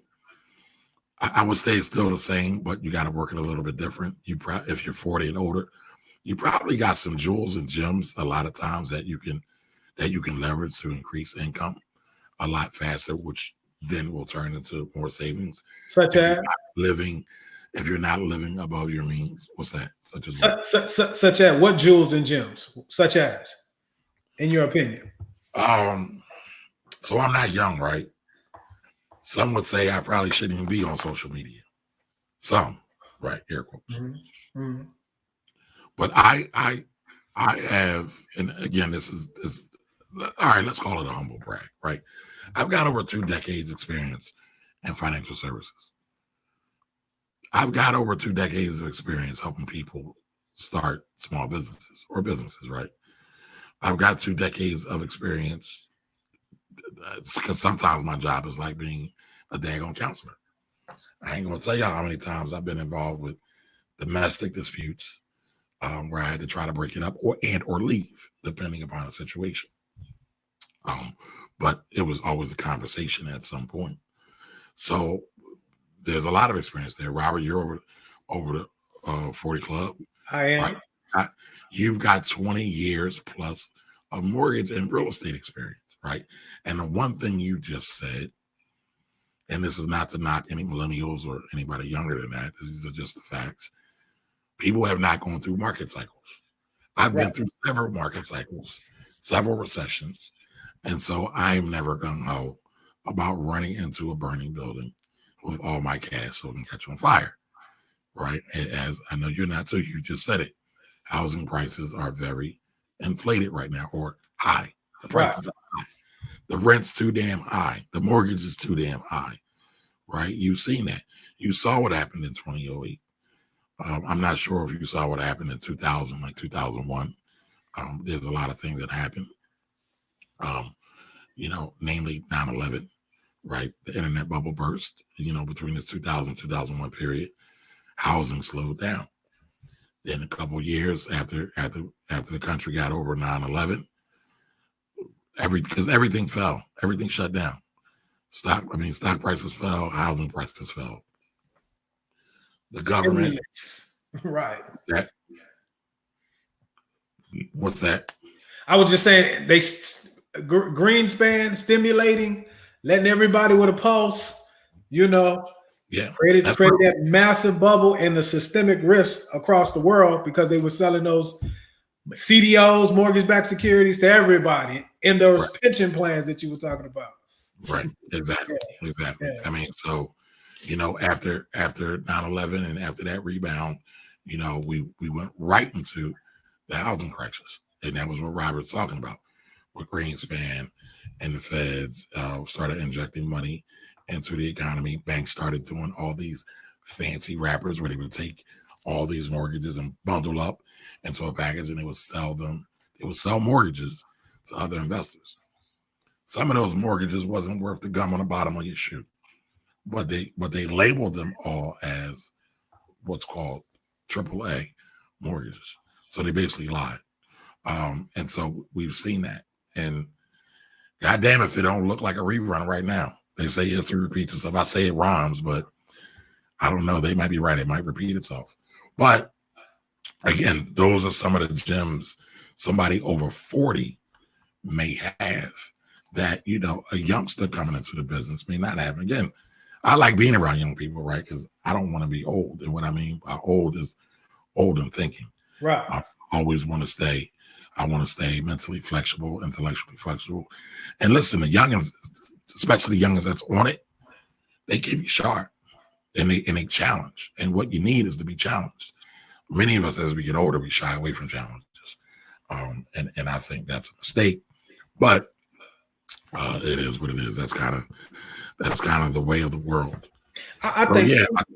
Go ahead. I think too, cash flow. When he says income, cash flow is always going to be key. I'm just doing my assessment. Baby boomers, wherever you want to put yourself, right? Young folks, what have you. There's a major compression going on. Okay, and I thought what you were going to say, and this is what I want to add to the conversation. You got to diversify your skills. People talk about multiple streams of income. And so, all you got to do is look, the eye test, the everyday test where you are on the street. All these box stores, they're going to automation. Things are coming down. And then, like with this COVID situation that's happening, there's more people that die of the flu. But what the problem is, it's a supply chain problem. Is it not, Kimari? It absolutely is. And so when all your stuff is coming from one place and they can't work, they got whole city shutting down, it's going to be a problem. So, pressure cracks pipes, and then you can start seeing the systemic risk because you don't have a lot of room to move. So to me, anybody, I don't care what, if you're a grown up, Dave Ramsey, and that's not my guy, 3 to 6 months of living expenses. You got to go into your balance sheet and cut out the fluff because the signs are here. Now, that said, like you said, not doom and gloom, guy, because correct me if I'm wrong, Kamari, most millionaires are made when there's blood in the streets. That's right. The biggest wealth transfer happened during the Great Depression. And I haven't seen any data for this yet, but I would say probably the second greatest wealth transfer was during the Great Recession 10 years ago. So you got to be prepared to take those opportunities. Somebody's going to lose, and I don't want anybody to lose, but it is what it is because everybody don't handle their business, period. Pause. So income, cash flow is always king, and you got to start. Inflation is higher than 2%. I don't care what they say. You go to the grocery store, you're buying stuff, your dollar, your purchasing power is leaving. So I know I'm on here supposed to be talking about real estate, but the same thing there. Nah, actually, I mean, you're over 40, so you qualify. Yeah. There's a lot of people so-called investing. You guys getting hustled. You buy when you got to add value. You got to create the value buying up here. They're selling books and stuff. So, focus on income. Selling books and holding shows. Yeah. I am at it. Yeah. What would your coronavirus stock, or what would your corona stocks, I'm guessing, be? So I'm buying Ford right now, right? That's on public display. I'm looking for income. I'm looking for income, even for some of my client accounts. A lot of dividends. I can't give you, I'm working on it now, but I can't give you pinpoint stocks. But I will have a few probably in the next couple of days. But sectors, so I'll tell you, hospitality is getting murdered. Taking a beat. Cruise ships are getting murdered, right? So when I say hospitality, I'm talking about cruise lines. Right, cruise. I was trying to think of the one who quarantined everybody on the cruise ship. Carnival? Wasn't it Carnival? Yeah, I think it was Carnival. Thank you. Yeah, Thank you. yeah. I couldn't think of it. Like your Carnivals, I would be looking at all those. I'll be looking at your Marriotts as well. A lot of hotels are getting smashed right now. But at the end of the day, what I have to answer for this: a good business, because a good business is going to be able to take the short-term shock of a coronavirus. I think Chile brought up Visa earlier. Visa's not going anywhere. And again, remember, folks, these are not recommendations. We are just having a conversation. This is for entertainment and educational purposes only. But Visa is not going anywhere, right? What else isn't going anywhere? I'm talking about Cash App. Cash App that you can use on your phone to invest is owned by Square. Square's not going anywhere either. I don't think Shopify is going anywhere. I don't think, I don't know, I'm trying to think of some other good businesses off the top. Cisco, Apple, Microsoft, Google. I don't think any of them are going anywhere. All right. So I got another question on IG.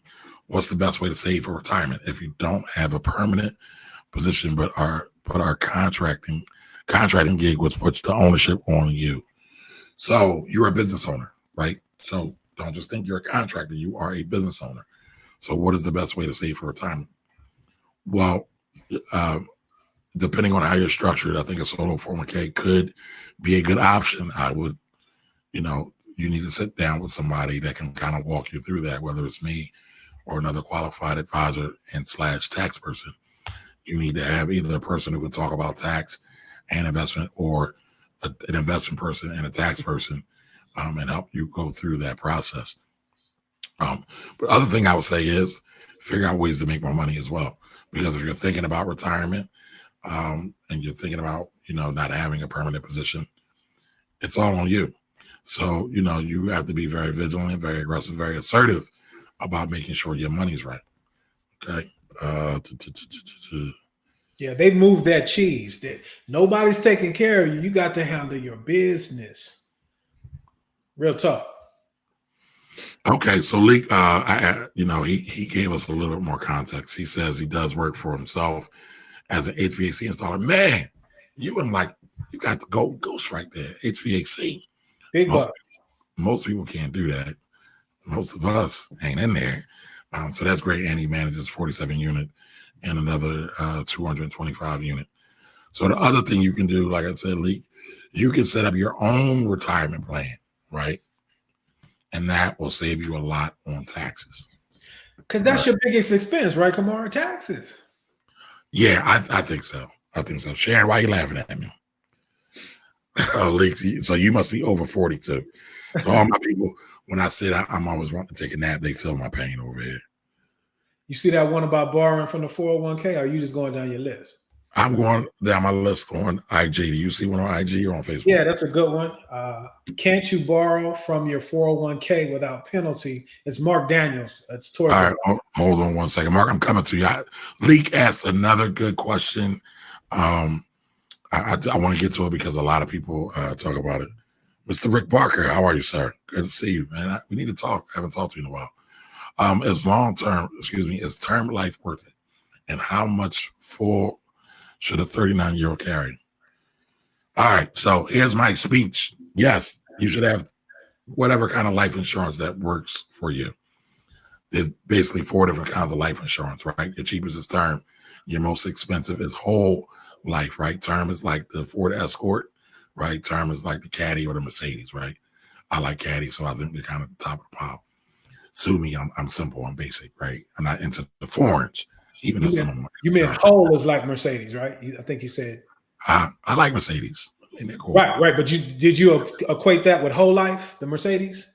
Yeah, whole life is like the Mercedes or the Cadillac. Yes. Gotcha. So it's more expensive. Term insurance does not accumulate cash value. Whole life insurance does accumulate cash value.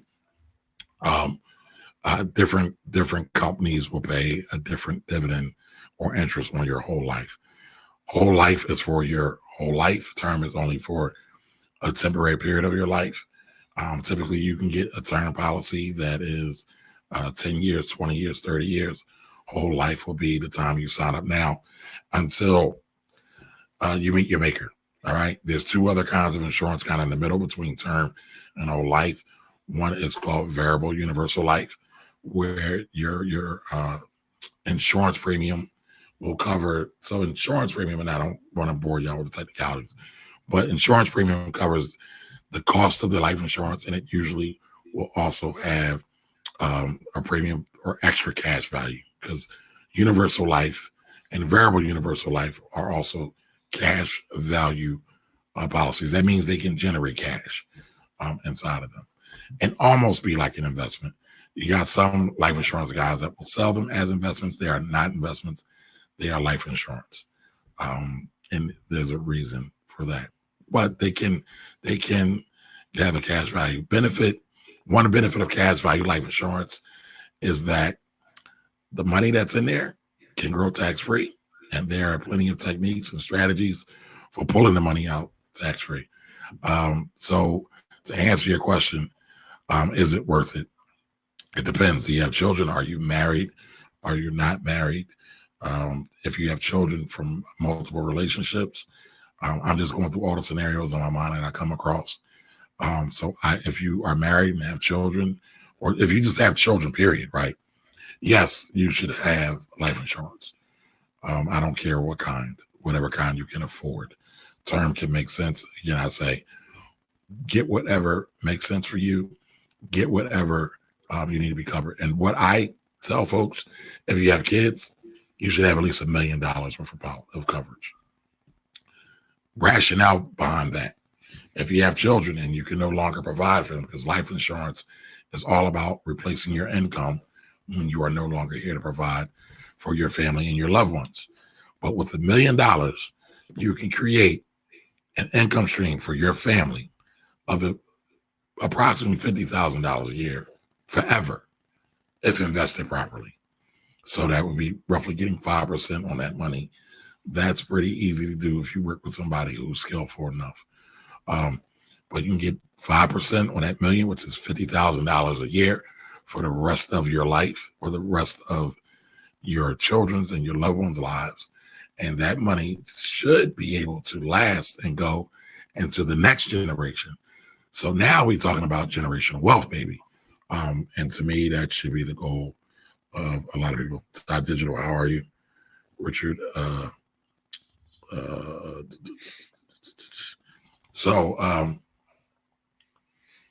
Smart Man League. So yeah, I would say, have some life insurance. If you're single, I would say have enough life insurance to bury yourself in, where you're not a burden on your loved ones. I just had an uncle who just passed, and he didn't have any coverage. Actually, there's an issue with the coverage. I'm not going to go into the whole situation. Bottom line is the money's not there, right? And then so the family's kind of pitching in, and that's fine, and that's what our people have done historically. But at the same time, you want to make sure your stuff's taken care of the way you want it to be taken care of. Right. All right. So let's. Bonnie Cannon said, "What do you mean I don't do mortgages? I don't do mortgages, Bonnie. I don't sell mortgages. Robert does. So that's why I brought him on. I tried. Listen, I've been around for a while, seen a lot of stuff, but I do believe that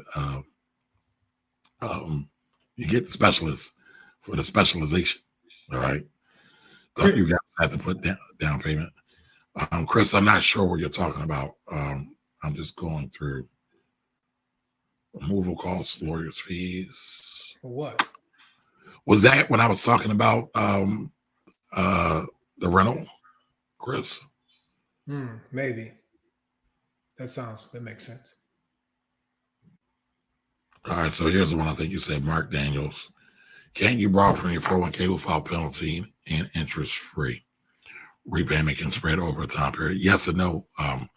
Mark Daniels, you can borrow from your 401k typically. Every plan is different. You always have to be aware of what they call their hardship. Give me a second. It's coming to plan documents. Every 401k has a plan document. And in the plan document, they have the specifics of the plan. Some people may have what they call in-service withdrawals. That is when you can pull money out early before you retire or you turn, let's say, 59 and a half. So it really depends. Usually there is an interest rate that you have to pay back. You're paying it back to yourself, though. And I'm assuming, Mark, and you can correct me if I am wrong, but the type of 401k you're talking about is if you work a regular 9-to-5 job and you are an employer somewhere. You can do loans when you're a business owner too, but that's a little bit more. That's a little bit more event. That's a little bit more complicated. And when you don't have to pay it back, correct me if I'm wrong, don't you have to realize that as income in that tax year? Well, let's check the language we said when you don't have to pay back. You got to pay it back, right? So what you're talking about is if you don't pay back or if you leave your job without paying the money back to the 401k, it's then treated as income. It's like you took money out of your 401k, and you also will get a 10% penalty on your taxes as well. Okay. Wow. Sometimes there's some exclusions for those, but those are very special occasions. Mark Daniels also said something else. You can defer capital gains if you invest in the gains in an opportunity zone. Look for or start your own capital fund. Yeah, there are opportunity funds that are being started up. Everybody's excited about opportunity zones, or a lot of people. I'm milquetoast about opportunity zones. I think they will be good, but I think opportunity zones sadly are going to just recycle dollars into the 1%, kind of locking out those at the bottom. Now, if you've been watching me for a while, I say all the time we should be pooling our own funds, right? So we can do our own opportunity fund. But then there comes a whole lot of other issues when folks who are not sophisticated investors, I'll say that. And so you have to educate. You got to educate. But I would absolutely love to see more people creating opportunity zone funds. So Railroad says I get an annuity instead of a 401k. What's the difference? So sounds like annuities are often used as, all right, so let me break down an annuity. So there's a couple ways to look at it, and I'm always trying to answer the questions that are in the audience's mind. But the technical term for an annuity is just a stream of payments, and it's usually an equal stream of payments, right? So let's say you put $1 million into this annuity, you retire, and then you can take, let's say, $1,000 a month for the rest of your life. That's an annuity. Also, annuities are used. Annuities are super duper insurance products. All right, annuities are only issued from insurance companies. A lot of unions use annuities for retirement packages because they do have great tax benefits. Sometimes they can be very expensive, though. Sometimes that's starting to change because with the advent of technology and many other things have changed. The fees have come down with those. But an annuity, in this context, it is a retirement vehicle. You can put money into it, and when you retire, you can pull money out.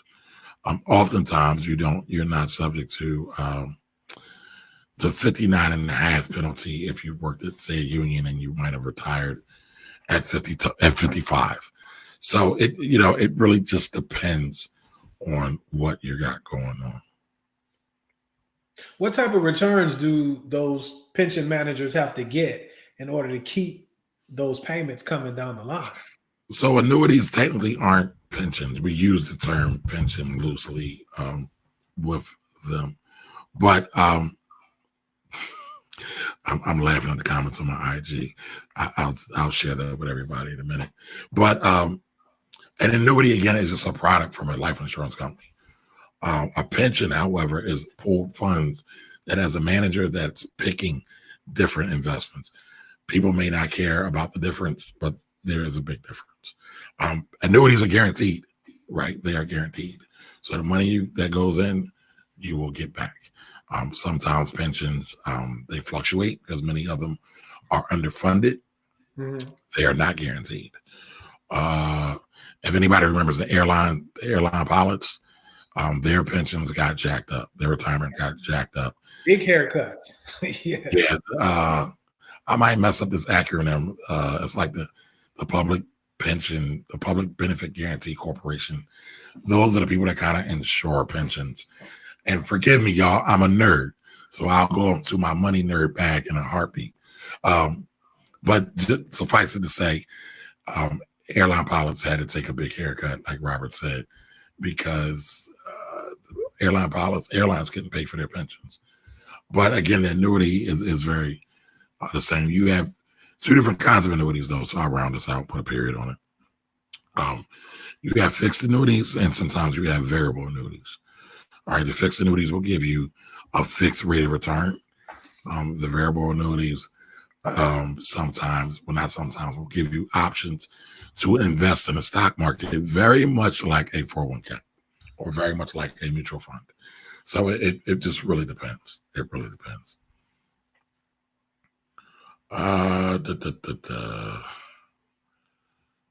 So what are the structures of an annuity? Any penalties or fees? Yes, there are some penalties and fees if you pull early. All right.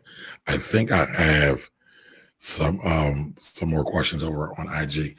But League Proof says, I'm not married and I don't have kids. He's 39. And so just Reno Fiddler said, your phone about to blow up. You're a commodity. So we got some shenanigans going on in the comments.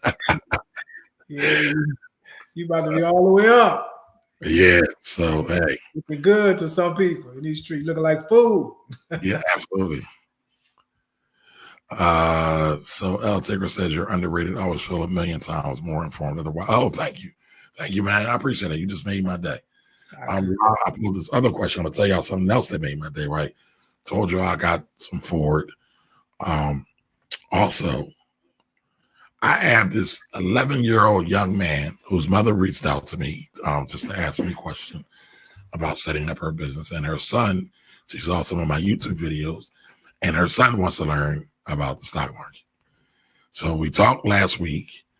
And so, I'm always testing folks, right? Because I don't want to waste my time. And that's not to say that the young man's not worth it. I would always try to invest in the youth any way I can. But I want to see what kind of level they're coming in, because I don't want to exceed their level of commitment, because I got things to do. Just being honest, folks. But so I gave him some homework. So we talked. He said he was interested in the stock market. So I told him to Google what is the stock market and read the first 3 entries. And I said, call me on what's today? Wednesday. And he called me today. And I was surprised. And I asked him. Now, he gave me an 11-year-old response, but I'm okay with that because he did the work. And so, clearly he's a man with ambition, young man with ambition. And he's a young man that's looking to do some things. Okay, so Mr. Engineer Operator said, what's the first step? I tuned in at the end of the last one. First step for what? First step to be, I'm assuming, to invest in the stock market. First step, I would say get you a Cash App account if you don't have one already. A lot of us already do. And I would say invest in something that you already know and love. I got Apple products, right? I got iPad, iPod. I bought $1 worth of Apple, right? So it's almost to the point now. Hey, Sonny. Sonny is the vegan chef, the elite vegan chef. But it's almost to the point now where stock price doesn't matter. Right? You can get into anything you want to get into.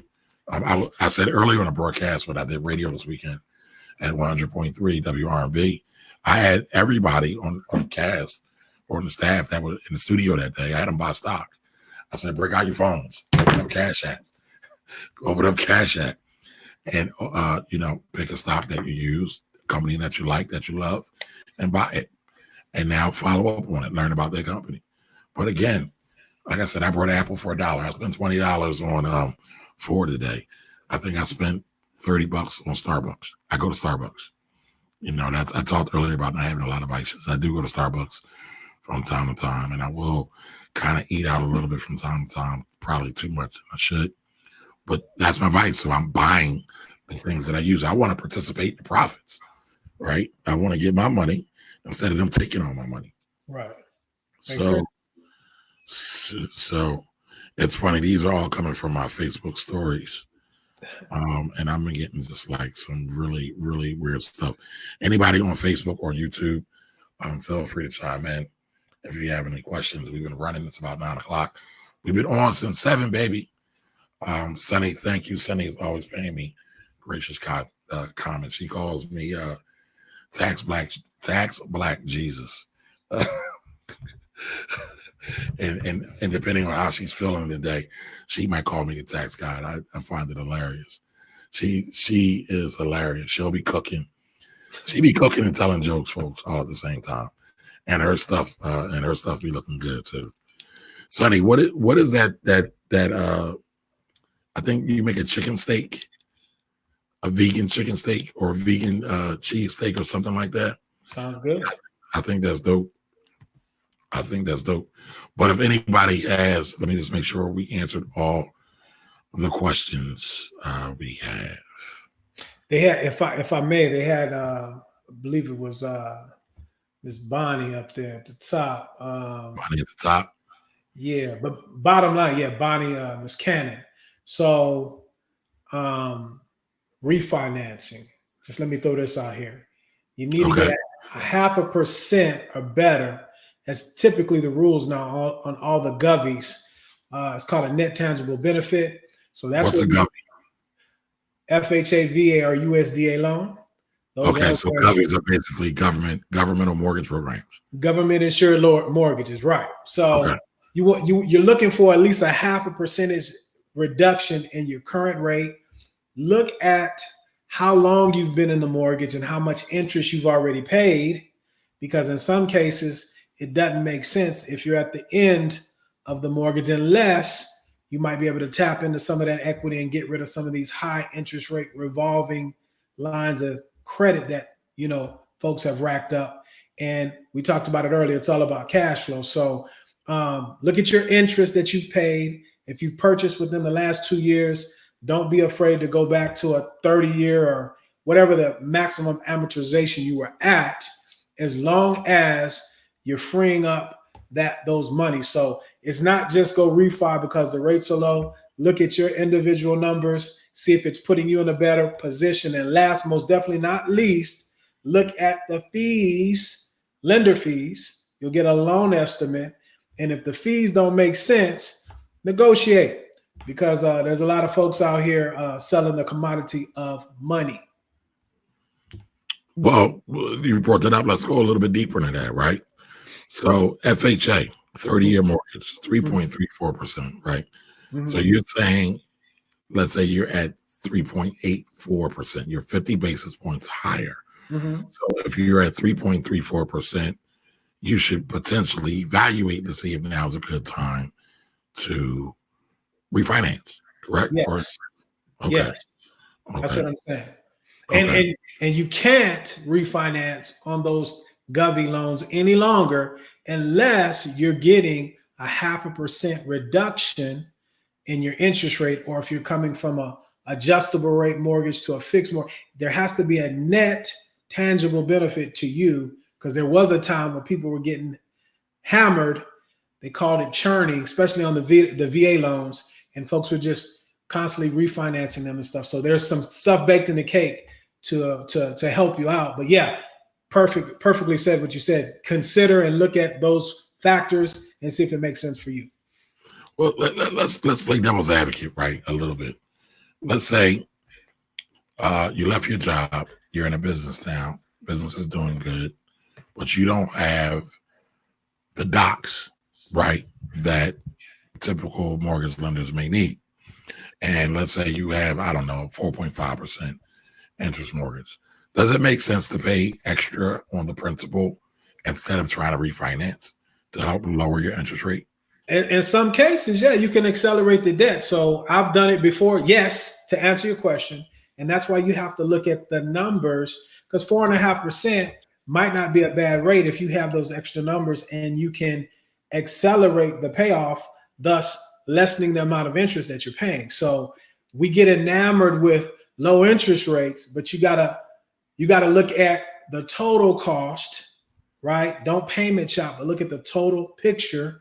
And if you can't do that, you need to find someone that can help you see the total picture, because it might not be in your best interest. One other thing to that too, if you switch jobs and you can't verify that income, the benefit to govies, FHA, VA, and USDA is that they all have a streamlined refinance, okay, in which all they're looking at is your mortgage credit, how you made your mortgage payment.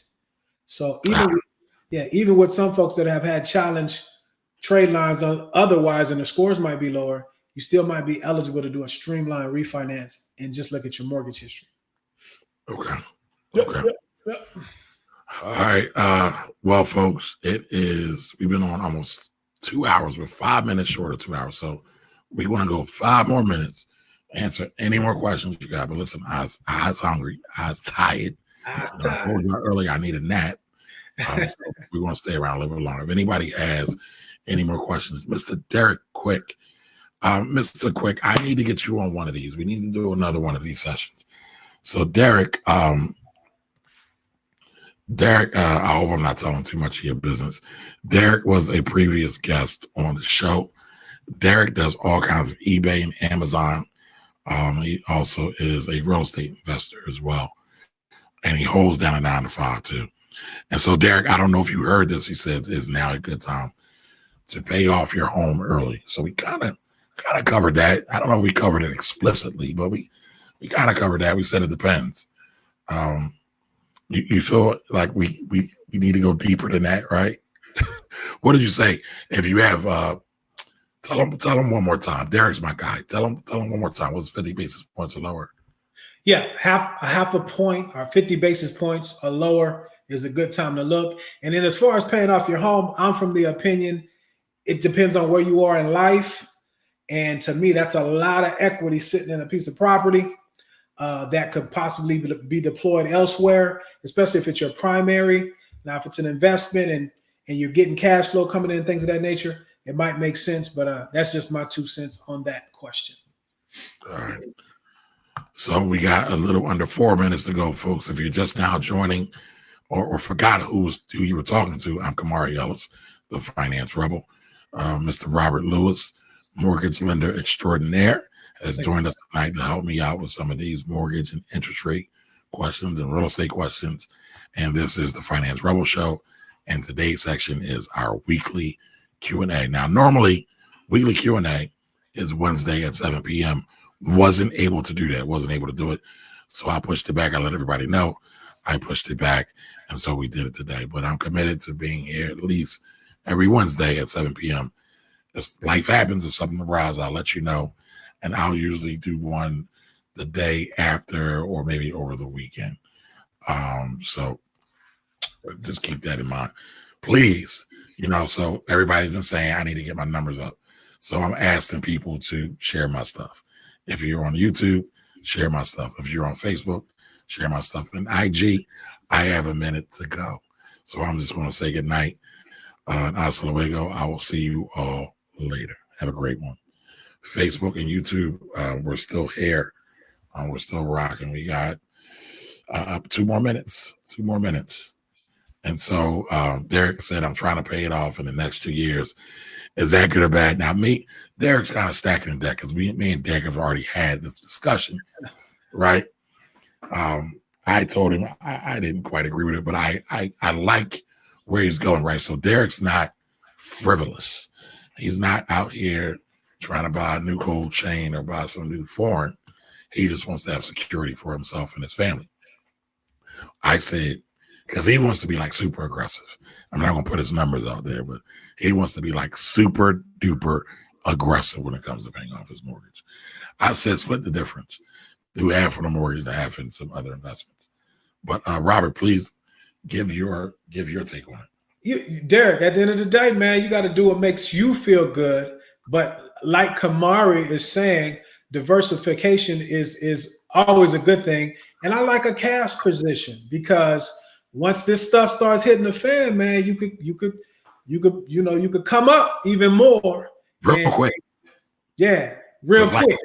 Quick. Yeah. No pun intended. Thank you. I'm chilling at Harlem Nights. Eddie Murphy. Yeah. So, but it's up to you, man. My man, whatever you feel comfortable with, do that. But I just don't like it all sitting in one place because you look real good out here when it's empty. You know what I'm saying? So have some leverage, diversify. If that's in the securities, have some cash, be balanced. That's my opinion.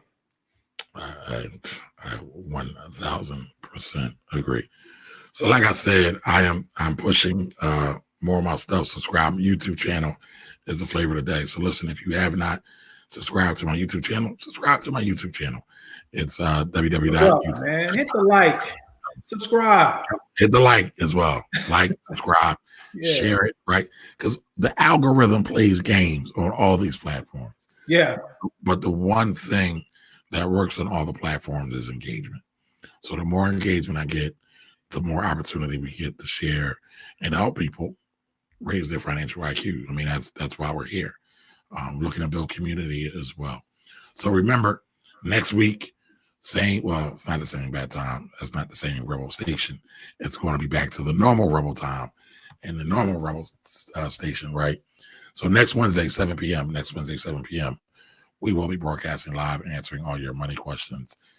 If you have any questions in between now and next Wednesday, sometimes I try to get to them, but for the most part, Wednesday is a designated time that I try to answer all the ones that I got. Text me at 484-278-1357. Again, 484-278-1357. Put hashtag Ask Kamari in there and ask your question, and I will try my best to address it.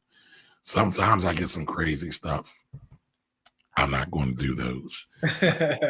This is a PG show. We never know who's watching. Right. So, we're going to keep it fresh, try to keep it to money or situations about money, right? Because a lot of times I will get people that will ask me kind of relationship and money, like relationship and money type questions or love and money type questions. And I'm fine with that. But, again, next Wednesday, 7 p.m., text me at 484-278-1357. Hashtag Ask Kamari to ask your question, and I will be sure to cover it next week if I don't get to it before. Mr. Robert Lewis, please give everybody your information if they want to ask you more questions about loans. Once again, on all your platforms, Lend, L-E-N-D, the number 2 USA, and Kamari. Keep doing the good work, man. We need you. I appreciate you. I need you too, bro. Thank you as well. All right, everybody. Everybody have a great night. Wash y'all hands, drink y'all water, stay clean. All right. I'll see y'all next time. All right. Later, man. Thank you.